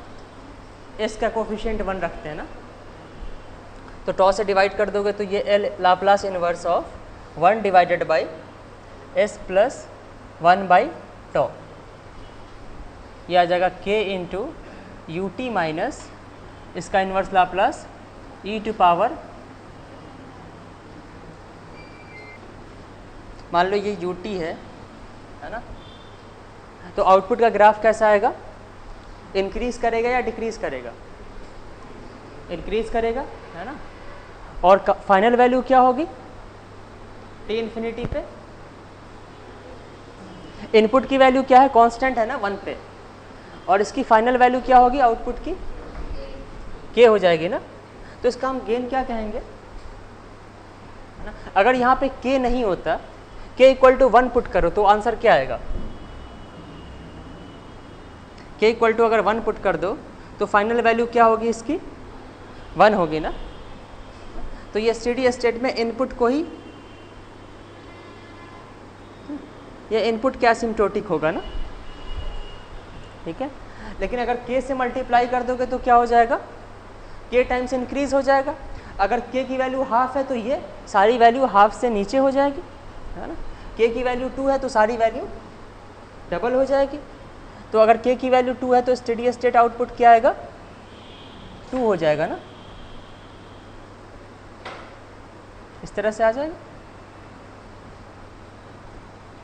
और k की वैल्यू अगर हाफ है तो ये आउटपुट कुछ इस तरह से आएगा, k इक्वल टू हाफ के लिए, k इक्वल टू 2 के लिए, और k अगर 1 है तो इनपुट को ही, इनपुट क्या एसिम्प्टोटिक होगा। तो यहाँ पे तुम k को क्या बोल सकते हो, सिस्टम का गेन बोल सकते हो। यहाँ पे k क्या होगा, गेन हो जाएगा। k इक्वल टू 1 है तो इनपुट के इक्वल होगा स्टेडी स्टेट में, अदरवाइज k टाइम्स ज़्यादा होगा, है ना। t इक्वल टू अगर टॉ पुट कर दोगे तो क्या आएगा, 1 minus e to power minus tau divided by tau, 1 minus e to power minus 1। यहाँ पे फाइनल वैल्यू कितनी है सिस्टम की, फाइनली 1 पे जाएगा। लेकिन t equal to tau put करो, मतलब टॉ सेकंड के बाद कितना होगा, तो मैंने इसमें t equal to tau put कर दिया, तो 1 टॉ सेकंड के बाद कितना आ रहा है, ये इसकी वैल्यू आ जाएगी 0.632। तो ये क्या है, फाइनल वैल्यू 1 होगा, लेकिन t इक्वल टू टॉ पे कितना हो जाएगा 0.632। तो ये 1 का कितना परसेंट है, 63.2% है। तो हम कहेंगे कि 1 टाइम कांस्टेंट में कितना हो जाएगा, 63.2% हो जाएगा।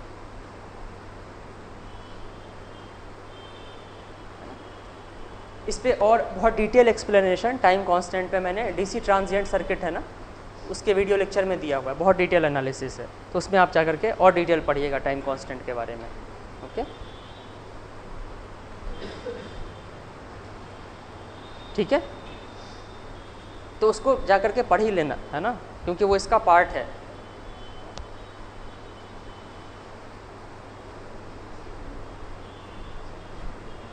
तो टाइम कांस्टेंट समझ में आ गया। उसमें मैंने और भी चीज़ें बता रखी है कि अगर सिस्टम का टाइम कांस्टेंट टॉ है तो स्टेडी स्टेट टाइम क्या होगा, स्टेडी स्टेट टाइम क्या हो जाएगा, टी एस इक्वल टू, है ना, ये 4 टाउ या 5 टाउ होता है। तो ये सब एक्सप्लेन कर रखा है मैंने, क्यों 4 टाइम होता है, practical time constant, steady state, mathematical time constant, ये सारा एक्सप्लेन किया हुआ है उसमें।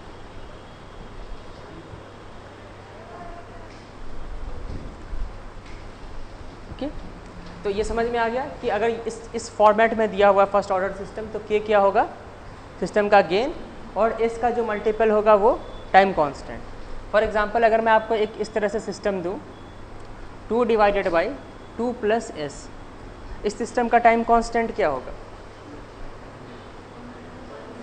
है ना। तो पहले हम इसको इस फॉर्म में लाएंगे, है ना, इसको हम बोलते हैं time constant form, time constant form, है ना। टाइम कांस्टेंट फॉर्म में क्या होगा, यहाँ पे 1 होगा और यहाँ पे एस का जो भी मल्टीपल होगा ना उसको हम क्या कहेंगे, टाइम कांस्टेंट। तो डिनोमिनेटर में सबसे पहले आपको 1 लाना है, तो 1 लाने के लिए क्या करोगे, 2 से डिवाइड करोगे तो ये आ जाएगा 1 divided by 1 plus 1/2 into S. तो यहाँ पे टाइम कांस्टेंट क्या आ जाएगा इस सर्किट का, 1/2, है ना। और steady state time, time constant का 4 टाइम्स या 5 टाइम्स होता है। और इस सिस्टम का गेन क्या हो जाएगा, गेन इस सिस्टम का 1 है ना। इस सिस्टम का गेन और टाइम कांस्टेंट क्या होगा, इसको तुम क्या लिखोगे, 1 चाहिए तो 5 से डिवाइड करोगे, 3/5 1 प्लस 1/5 इंटू एस, है ना। 0.6 डिवाइडेड बाई 1 प्लस ये 5 है, 0.2 इंटू एस। तो इसका टाइम कांस्टेंट आ जाएगा। टाइम कांस्टेंट में मैंने और ही बहुत डिटेल में बता रखा है उसमें कि अगर टाइम कांस्टेंट कम होगा तो सिस्टम क्या होगा, फास्ट होगा या स्लो होगा, फास्ट होगा। टाइम कांस्टेंट ज़्यादा है तो सिस्टम स्लो हो जाएगा। ओके, तो अगर ये सिस्टम है ना, तो अगर इस सिस्टम में यूनिट स्टेप देते हो यूटी, ये इनपुट का ग्राफ बनाया है, तो आउटपुट का ग्राफ क्या होगा और स्टेडी स्टेट वैल्यू क्या होगी,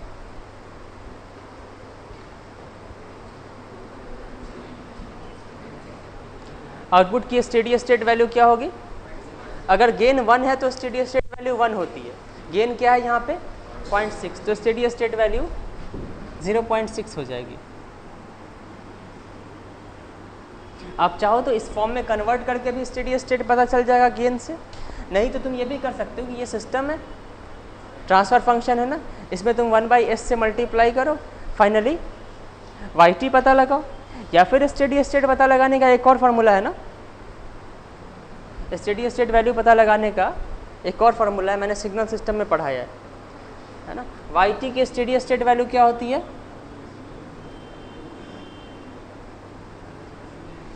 ये क्या होता है SYS, है ना, S टेंस टू 0, है ना। तो SYS क्या आएगा, ये ट्रांसफ़र फंक्शन है ना, YS क्या होगा यूनिट स्टेप के लिए, ट्रांसफ़र फंक्शन इनटू इनपुट का लाप्लास। तो ट्रांसफ़र फंक्शन क्या है, 3 डिवाइडेड बाई S प्लस 5, और इनपुट का लाप्लास क्या होगा, ut का लाप्लास 1/s। तो यहाँ से s और s कैंसिल होगा, s प्लस 5 है ये। अब इसमें s टेंस टू 0 पुट करोगे तो क्या आ जाएगा 3/5, ये आ जाएगा 0.6। तो यहाँ पे ग्राफ ऐसा आ जाएगा ना।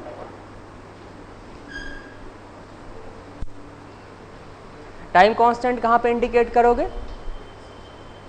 जहाँ पे 63% ट्रांजिएंट ख़त्म हो चुका हो, है ना। ट्रांजिएंट कितना है, ये इनिशियल वैल्यू है और ये फाइनल वैल्यू है ना, तो हम कहेंगे सिस्टम में इतना ट्रांजिएंट है और 63% ट्रांजिएंट ख़त्म करना है ना, तो 63% मुझे यहाँ पे लग रहा है ना,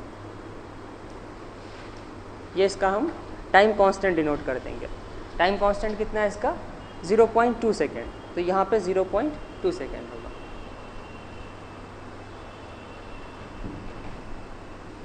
ठीक है, ट्रांजिएंट क्या होगा, इनिशियल वैल्यू और फाइनल वैल्यू के बीच का सेपरेशन। तो फर्स्ट ऑर्डर सिस्टम का यूनिट स्टेप के लिए टाइम रिस्पॉन्स समझ में आया है ना। इम्पल्स के लिए टाइम रिस्पॉन्स पता लगाना तो क्या करोगे, जैसे एक सिस्टम है k divided by 1 plus S tau है ना, ये कौन सा फॉर्म है, टाइम कांस्टेंट फॉर्म है ना। इसमें 1 सेपरेट किया हुआ है और बाकी टाइम कांस्टेंट s का मल्टीपल है। अगर s को सेपरेट करोगे, s को कब सेपरेट करते हो, जब तुम्हें इन्वर्स लाप्लास पता लगाना होता है तो s को सेपरेट कर देते हो ना, तभी तो 1 divided by S plus A का क्या आता है, e to power minus AT है ना। तो s को जब सेपरेट करोगे तो ये क्या आ जाएगा, k divided by tau divided by s plus 1 by टॉ है ना। इसको हम क्या कहते हैं, पोल ज़ीरो फॉर्म कहते हैं। यहाँ पे -1 बाई टॉ क्या आ जाएगा, इसका पोल आ जाएगा ना, ये पोल ज़ीरो फॉर्म है। ठीक है, अब इसमें अगर तुम इम्पल्स दोगे तो आउटपुट क्या आएगा। इम्पल्स रिस्पॉन्स मैंने बताया था कैसे पता लगाते हैं, सिंपली जो ट्रांसफ़र फंक्शन होता है उसका इन्वर्स लाप्लास ले लो है ना। जैसे तुम्हें अगर y s पता लगाना होगा तो y s के लिए क्या करोगे तुम, ट्रांसफ़र फंक्शन इनटू इनपुट का लाप्लास है ना। तो ट्रांसफ़र फंक्शन तो ये है और इसका लाप्लास क्या होगा 1, तो इसमें आउटपुट क्या आता है, जो भी ट्रांसफ़र फंक्शन होगा वही आउटपुट आ जाएगा। तो y अगर पता लगाना है तो आप क्या करोगे, ट्रांसफ़र फंक्शन का इन्वर्स लाप्लास ना, ये क्या आ जाएगा k upon tau into E to power minus है ना, इसको ऐसे लिखेंगे y s इक्वल टू क्या होगा, k divided by tau divided by s plus 1 divided by tau. तो y t इक्वल टू आ जाएगा k divided by tau into E to power minus t divided by tau. मतलब inverse Laplace में ut या u minus T लगाना ज़रूरी होता है ना। ओके, तो ut लगाने से इसका क्या मतलब है कि t इक्वल टू 0 के बाद ही तो रिस्पॉन्स मिलेगा ना जब आप इनपुट कनेक्ट करोगे। तो हमने यहाँ पे ut लगाया है।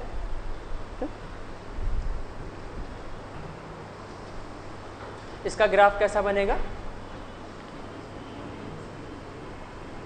इनिशियल वैल्यू क्या होगी k डिवाइडेड बाई टॉ और फाइनल वैल्यू इसकी है ना, यहाँ से भी चेक कर सकते हो या फिर तुम फाइनल वैल्यू थ्योरम है ना S F S S tends to 0, वहाँ से भी चेक कर सकते हो।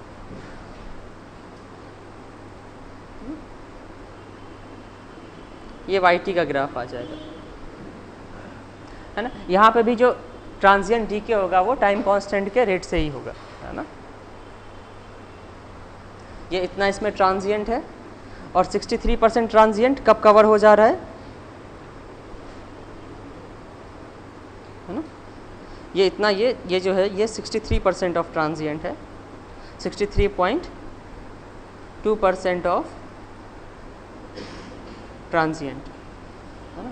ये जिस टाइम में कवर होगा उसी टाइम को हम टाइम कांस्टेंट कहेंगे। I0 प्लस क्या होगा, डेल टी दिया हुआ इनपुट एक RL सर्किट है, तो 0 प्लस पे करंट की वैल्यू क्या होगी, तो इसको हम इसको भी लाप्लास की हेल्प से पता लगाएंगे। देखो जो तुमसे IT पूछा जा रहा है ना, तुम इसको आउटपुट मान लो और इनपुट क्या है, ये तो इनपुट दिया हुआ है ना। तो तुम इसमें ट्रांसफ़र फंक्शन पहले इसका पता लगाओ। ये तुम्हारा एक सिस्टम बन गया ना, यहाँ पे तुमने इनपुट कनेक्ट किया है और आउटपुट क्या है करंट है ना। तो पहले तुम इसका ट्रांसफ़र फंक्शन पता लगा लो। ठीक है, ट्रांसफ़र फंक्शन क्या आएगा, IS divided by V input S आएगा है ना। तुम इसमें IS की वैल्यू क्या लिखोगे, करंट क्या होता है वोल्टेज डिवाइडेड बाई इम्पीडेंस, तो V input divided by R plus LS। तो सिस्टम का ट्रांसफ़र फंक्शन क्या, 1 divided by R plus L S, है ना। अब आपसे क्वेश्चन क्या पूछा गया है, इनपुट में क्या कनेक्ट किया गया है, इम्पल्स। तो इम्पल्स तो वाई एस क्या आ जाएगा, है ना, वाई एस क्या आ जाएगा, लाप्लास ऑफ डेल टी, है ना, Laplace of input into transfer function, इनपुट का लाप्लास इनटू ट्रांसफर फंक्शन। तो Y S equal to, Y S क्या है यहाँ पे, करंट है ना, सिस्टम में मैंने करंट को आउटपुट लिया है, तो आई एस इक्वल टू क्या आ जाएगा, है ना, ट्रांसफर फंक्शन ही आएगा 1 divided by R plus L S. वैसे भी इम्पल्स रिस्पॉन्स क्या होता है, ट्रांसफर फंक्शन का इनवर्स लाप्लास। तो अब इसका आपको क्या करना है, इनवर्स लाप्लास लो तो आई टी पता चलेगा और इसमें टी इक्वल टू 0 पुट कर दो, या फिर इनिशियल वैल्यू थ्योरम क्या कहता है, आपको क्या पता लगाना है, I T when T tends to 0 equal to क्या हो जाएगा, S I S, S tends to infinity, S into I S क्या है, एस टेंस टू इन्फिनिटी ना।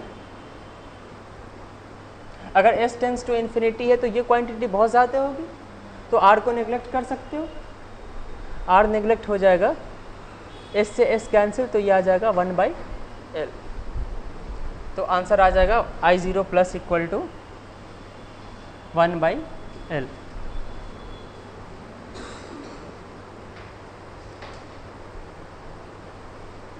और आई एट एनी टाइम क्या होगा, आई टी पता लगाने के लिए क्या करोगे, एल से डिवाइड कर दो, तो आई टी इक्वल टू क्या आ जाएगा, E to power minus R by L T U T. ठीक है, तो तुम इसको डीसी ट्रांसिएंट के कॉन्सेप्ट से करोगे तो ये क्वेश्चन बहुत डिफिकल्ट लगेगा, है ना। डीसी ट्रांसिएंट पे भी हम लोग टी इक्वल टू 0 प्लस और टी इन्फिनिटी पे पता लगाते हैं ना, लेकिन उससे ये बहुत डिफिकल्ट लगेगा, लेकिन लाप्लास से करोगे तो बहुत इजीली हो जाएगा। यहाँ पे आपको, यहाँ पे करंट का एक इम्पल्स दिया है ना, रेजिस्टेंस में करंट का एक्सप्रेशन बताना है, ये C है और ये R है।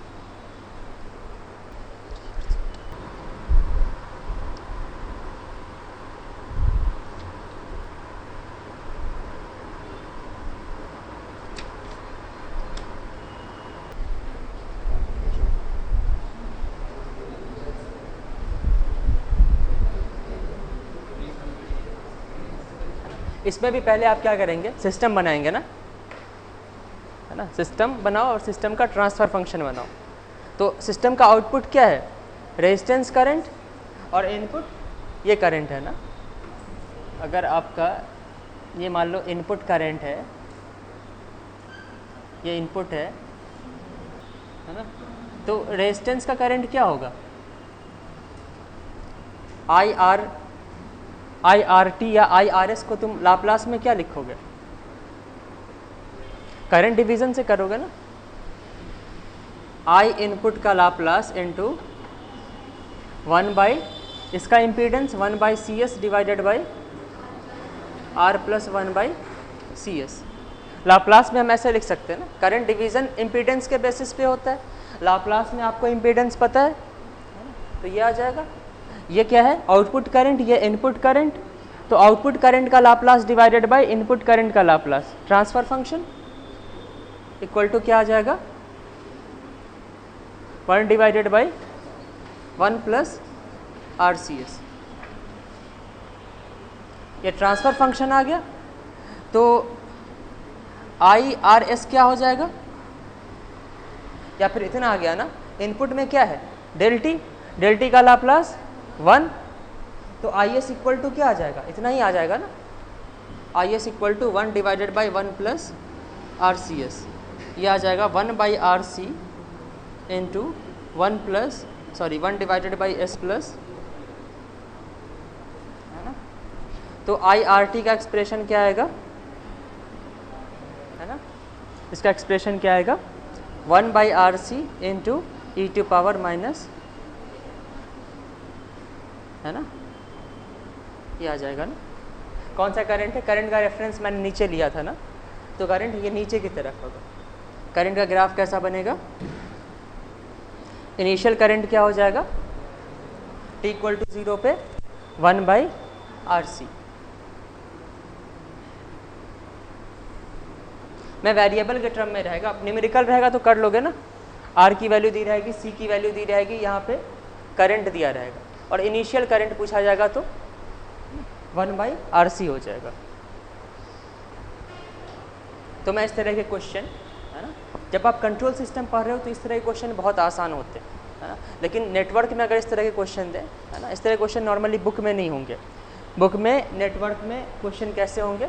नेटवर्क की बुक में यहाँ पे DC सोर्स लगा होगा, इम्पल्स सोर्स नहीं लगा होगा, है ना। तो इम्पल्स की एनालिसिस टाइम डोमेन में बहुत डिफिकल्ट होगी, लेकिन लाप्लास से कर लोगे तो बहुत आसानी से हो जाएगा।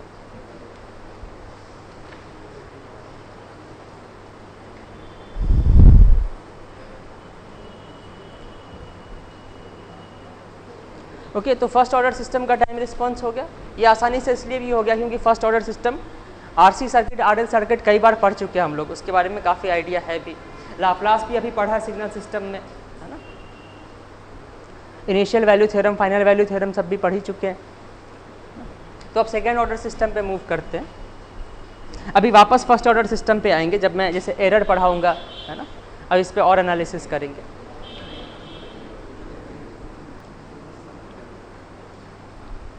एक RLC सर्किट का ट्रांसफ़र फंक्शन क्या आता है? RLC सर्किट एक टिपिकल सेकेंड ऑर्डर सिस्टम है ना। इसका ट्रांसफ़र फंक्शन क्या आ जाएगा? 1/LC, है ना। तो एक RLC सर्किट का ये ट्रांसफ़र फंक्शन आया है। एक जनरल सेकेंड ऑर्डर सिस्टम का जो ट्रांसफ़र फंक्शन होगा उसको हम इस तरह से लिखेंगे, जहाँ पे, क्योंकि ये एक इलेक्ट्रिकल सिस्टम है, ये सेकेंड ऑर्डर है ना। एक मैकेनिकल सिस्टम भी सेकेंड ऑर्डर सिस्टम हो सकता है। एक जनरल सेकेंड ऑर्डर सिस्टम का जो होगा इक्वेशन, इसका पावर 2 है ना, इसका भी कुछ कोफिशिएंट होगा, है ना। तो इस तरह से हम रिप्रेजेंट करते हैं, जहाँ पे ओमेगा एन को हम लिखते हैं, this is natural frequency of oscillation. Zeta होता है डैम्पिंग रेशियो,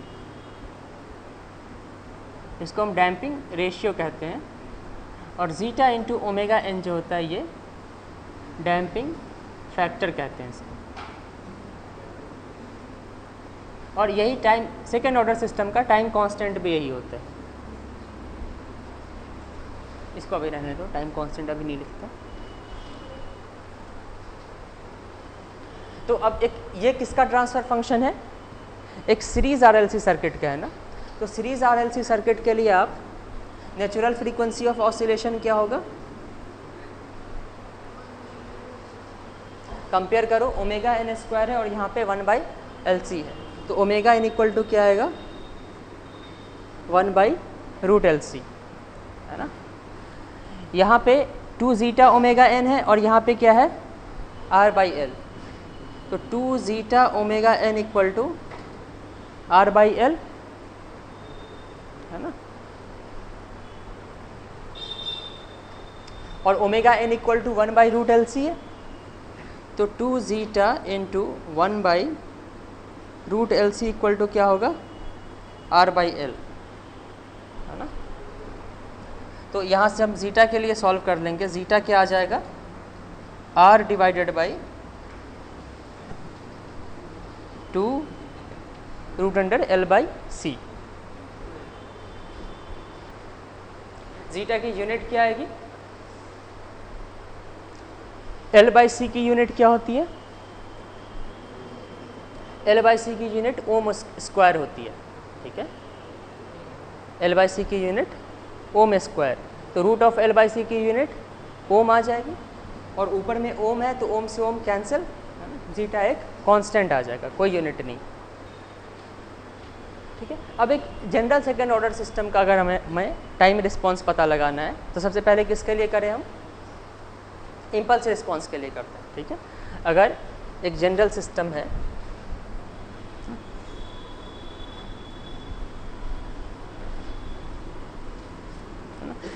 ये एक सेकेंड ऑर्डर सिस्टम है। इसमें अगर तुम डेल टी देते हो इम्पल्स तो आउटपुट कैसा आएगा ये हमें पता लगाना है ना। तो डेल टी पे आउटपुट क्या होता है, ट्रांसफ़र फंक्शन ही होता है ना। ट्रांसफ़र फंक्शन का आपको क्या करना है, इन्वर्स लाप्लास लेना है ना। तो है ना, इसका वाई टी क्या आ जाएगा, Laplace inverse of omega N square divided by S square plus 2 zeta omega N S plus omega N square. अब मैंने इसका लाप्लास में मैंने बताया था कि अगर एक क्वाड्रेटिक इक्वेशन है ना, इसका लाप्लास कैलकुलेट करने का 2 तरीका बताया था मैंने, या 2 केस मैंने बताया था। ठीक है, वो 2 केस कौन कौन से थे,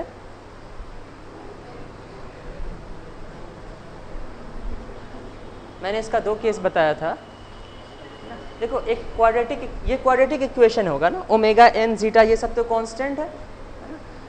ओके, तो ये कैसा आ जाएगा, कुछ इस तरह का इक्वेशन आएगा ना, S square plus 3s plus है ना, S square plus 5s plus 6 या फिर S square plus 5s plus है ना 10, इस तरह का इक्वेशंस आएंगे। जैसे ये 3 डिवाइडेड बाई इस तरह से आ सकता है।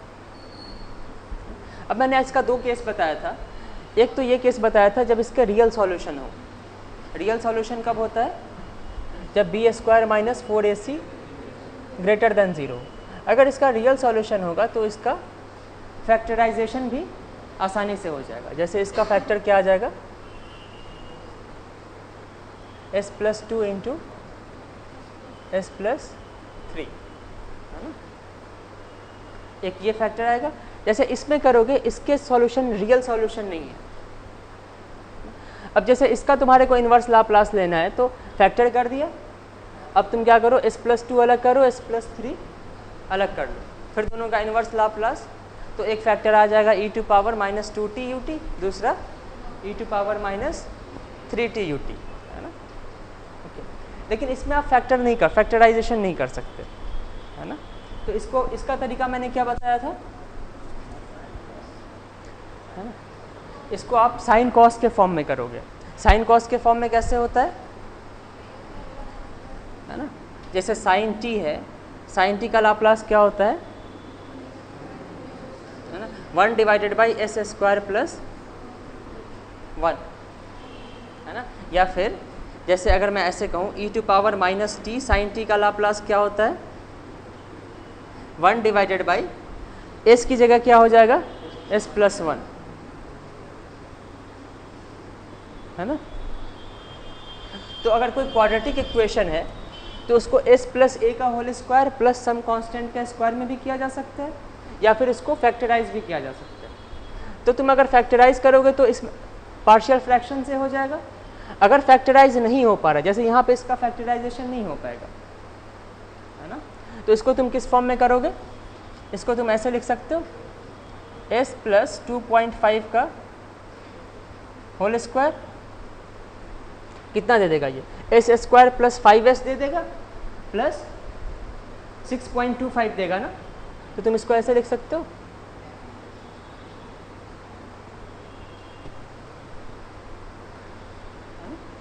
अब इसको क्या लिखोगे, 3 डिवाइडेड बाई s प्लस 2.5 का स्क्वायर प्लस है ना रूट अंडर 3.75 का स्क्वायर है ना।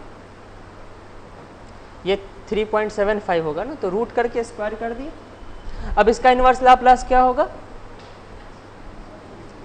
3 है ना, S square plus A square है ना, तो साइन 80 हो जाता है,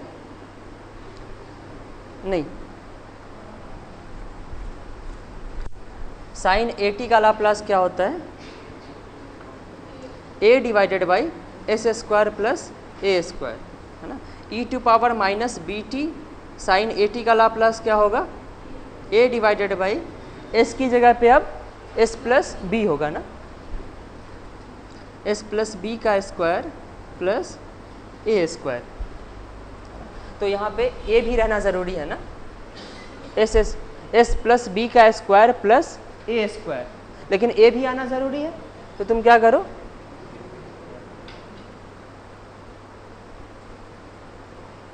इस ए से मल्टीप्लाई करके और ए से डिवाइड कर दो, है ना।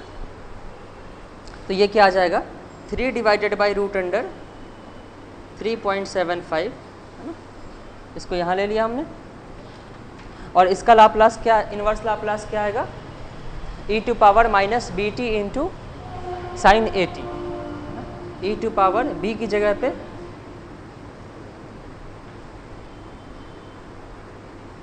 है ना साइन a की जगह पे रूट अंडर 3.75 t, ये आ जाएगा आपका फाइनल आंसर। तो अगर रियल सॉल्यूशन एग्जिस्ट नहीं कर रहा है क्वाड्रेटिक इक्वेशन का, है ना, तो उसको हम इस फॉर्म में, उसका इन्वर्स लाप्लास आसानी से आएगा, है ना। और अगर इसका रियल सॉल्यूशन एग्जिस्ट कर रहा है ना, तो इसका फैक्टराइजेशन करके इस फॉर्म में आसानी से आएगा, ठीक है। आप दोनों का किसी भी फॉर्म में, किसी भी तरीके से कैलकुलेट कर सकते हो आप, लेकिन जिस तरीके से मैंने अभी आपको बताया उससे आसान होगा, ठीक है। अब अगर यहाँ पे ये वेरिएबल के फॉर्म में है, तो ये तो नहीं पता है आपको कि इसका रियल सॉल्यूशन आएगा या नहीं आएगा, है ना। तो पहले हम इस केस के लिए करते हैं कि मान लो कि इसका रियल सॉल्यूशन नहीं आएगा। रियल सॉल्यूशन कब नहीं आएगा, जब B square minus 4ac less than 0, है ना। बी स्क्वायर माइनस 4ac इसका क्या आएगा, b की जगह पे क्या है, -4, यही है ना, बी स्क्वायर माइनस 4ac। हम ये मान लेते हैं कि ये लेस देन 0 है। तो अगर ये लेस देन 0 है तो इसका रियल सॉल्यूशन एग्जिस्ट नहीं करेगा। अगर रियल सॉल्यूशन एग्जिस्ट नहीं करेगा तो इसका इन्वर्स लाप्लास कैसे लोगे, उसका इन्वर्स लाप्लास हम s प्लस ए का whole square plus B square में कन्वर्ट करके लेंगे, ठीक है ना। अगर B square minus 4ac less than 0 है तो यहाँ पे ये क्या आ जाएगा, 4 zeta square omega n square minus 4n square is less than 0। 4 omega n square common ले लो, zeta square minus 1 less than 0, है ना। ये तो लेस देन 0 नहीं हो सकता कभी भी, इसका मतलब क्या होगा, zeta square minus 1 is less than 0, zeta square is less then 1। Zeta कभी नेगेटिव नहीं होता है ना, तो इसका मतलब क्या होगा, जीटा इज लेस देन 1, है ना। अगर इसमें जीटा, इस फॉर्म में जीटा लेस देन 1 है तो इसका रियल सॉल्यूशन एग्जिस्ट नहीं करेगा, है ना। तो ऐसे सिस्टम को हम क्या कहेंगे, है ना, अगर जीटा लेस देन 1 है या फिर इस फॉर्म में, है ना, इसको हम कैरेक्टरिस्टिक इक्वेशन कहते हैं। ट्रांसफ़र फंक्शन का जो डिनोमिनेटर होता है इसको हम क्या कहते हैं, characteristic equation of the system, क्योंकि यही सिस्टम का कैरेक्टरिस्टिक डिसाइड करता है, कैरेक्टरिस्टिक इक्वेशन। तो अगर कैरेक्टरिस्टिक इक्वेशन में जीटा लेस देन 1 है तो इसका रियल सॉल्यूशन एग्जिस्ट नहीं करेगा, और ऐसे सिस्टम को हम क्या कहेंगे, अंडर डैम्प्ड सिस्टम, ठीक है। इस सिस्टम को हम क्या कहेंगे, अंडर डैम्प्ड सिस्टम। और इसका रिवर्स केस क्या होगा, इफ जीटा ग्रेटर देन 1 है तो उसको हम क्या कहेंगे, ओवर डैम्प्ड सिस्टम।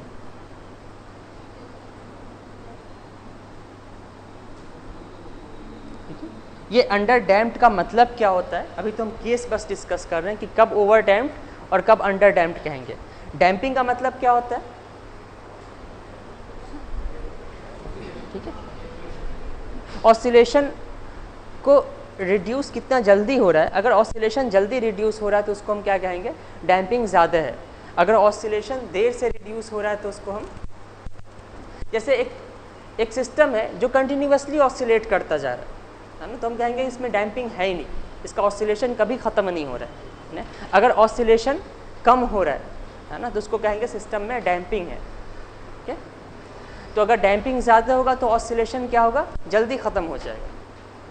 जैसे अगर कोई पेंडुलम ही ले लो, अगर ये पेंडुलम ऑसिलेट कर रहा है है ना, हमेशा मीन पोजीशन के अबाउट ऑसिलेट करता है ना, और ऑसिलेट होने के बाद फाइनली क्या होता है, अगर के रुक जाता है ना मीन पोजीशन पे, है ना। तो यहाँ पर डैम्पिंग क्या होता है, डैम्पिंग है इसलिए मीन पोजीशन पे रुक गया। डैम्पिंग का कॉज क्या है, फ्रिक्शन, है ना। तो यहाँ पे फ्रिक्शनल फोर्स, है ना, एक तरह से डैम्पिंग का काम करता है। अगर डैम्पिंग ज़्यादा होगा तो जल्दी रुक जाएगा, है ना। डैम्पिंग कम है तो फिर देर तक ऑसिलेशन होगा और रुकेगा। तो यहाँ पे भी सेकेंड ऑर्डर सिस्टम में अभी हम ये ऑब्जर्व करेंगे कि ऑसिलेशन होगा, है ना, और ऑसिलेशन के बाद, है ना, एक स्टेडी स्टेट वैल्यू आ जाएगी।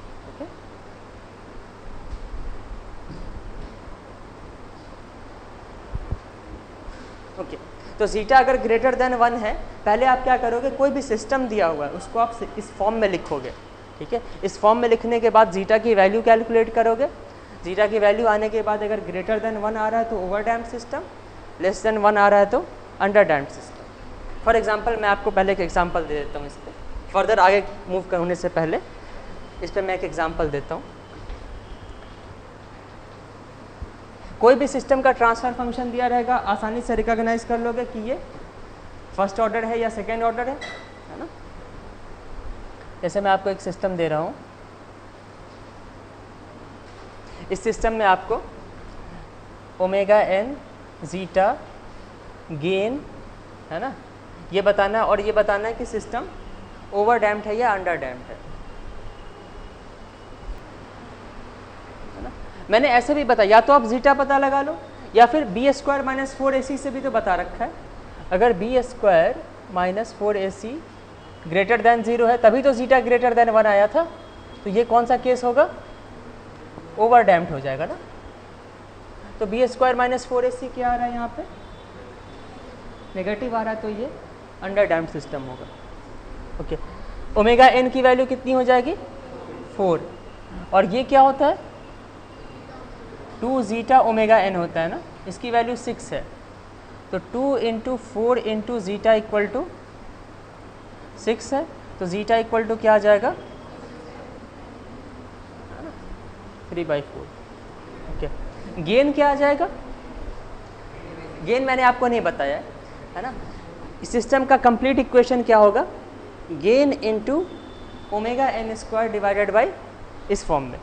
ओके, मैं आपको जब मैं रिस्पॉन्स पढ़ाऊँगा तो अगर सिर्फ ये दोगे, इसमें अगर तुम यूटी दोगे ना तो स्टेडी स्टेट आउटपुट क्या आ जाएगा, 1 आ जाएगा, है ना। तो इस सिस्टम का गेन हम क्या कहेंगे, अभी 1 कहेंगे। अगर k से मल्टीप्लाई कर दोगे इसमें और अगर यूटी दो तो स्टेडी स्टेट में क्या आएगा, k आएगा। तो यहाँ पे हम सिस्टम का गेन क्या कहेंगे, k। तो जनरल फॉर्म ये हो जाएगा k into this transfer function, जहाँ पे k हो जाएगा गेन। फॉर एग्जाम्पल यहाँ पे आपको क्या करना है ना, तो यहाँ पे भी 16 होना चाहिए, तो इसको इस फॉर्म में लिखोगे ना,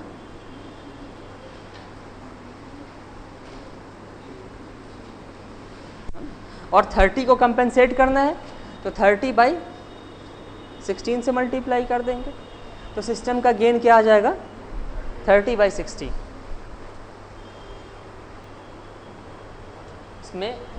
इसमें भी आप ओमेगा एन बताइए, जीटा, इसको पहले तुम स्टैंडर्ड फॉर्म में कन्वर्ट करोगे। इस स्क्वायर का कोफिशिएंट क्या होना चाहिए, 1 होना चाहिए, तो पहले आप 2 से डिवाइड करेंगे, तो ये क्या आएगा, ऊपर भी 2 से डिवाइड करो, नीचे भी S square plus 5s plus 8, है ना। अब क्या करना है, ये ओमेगा एन स्क्वायर है, ऊपर भी ओमेगा एन स्क्वायर होना चाहिए, तो हम ऐसे लिखेंगे 8 divided by S square plus 5s plus 8, और 5 को कंपेंसेट करने के लिए 5/8 से मल्टीप्लाई करेंगे, तो ये 5/8 इसका गेन हो जाएगा, omega N square equal to 8 हो गया, और अकॉर्डिंगली जीटा पता चल जाएगा। बी स्क्वायर माइनस 4ac कितना है, 25 माइनस 32 लेस देन 0 है, तो इसको हम अंडर डैम्प्ड। नेक्स्ट क्लास में time response of second order system करेंगे इम्पल्स के लिए, और मेनली इम्पल्स के लिए और यूनिट स्टेप के लिए करेंगे। और डैम्पिंग का मतलब भी समझेंगे, natural frequency of oscillation, damped frequency of oscillation, ये सब क्या होता है, ये सब पढ़ेंगे।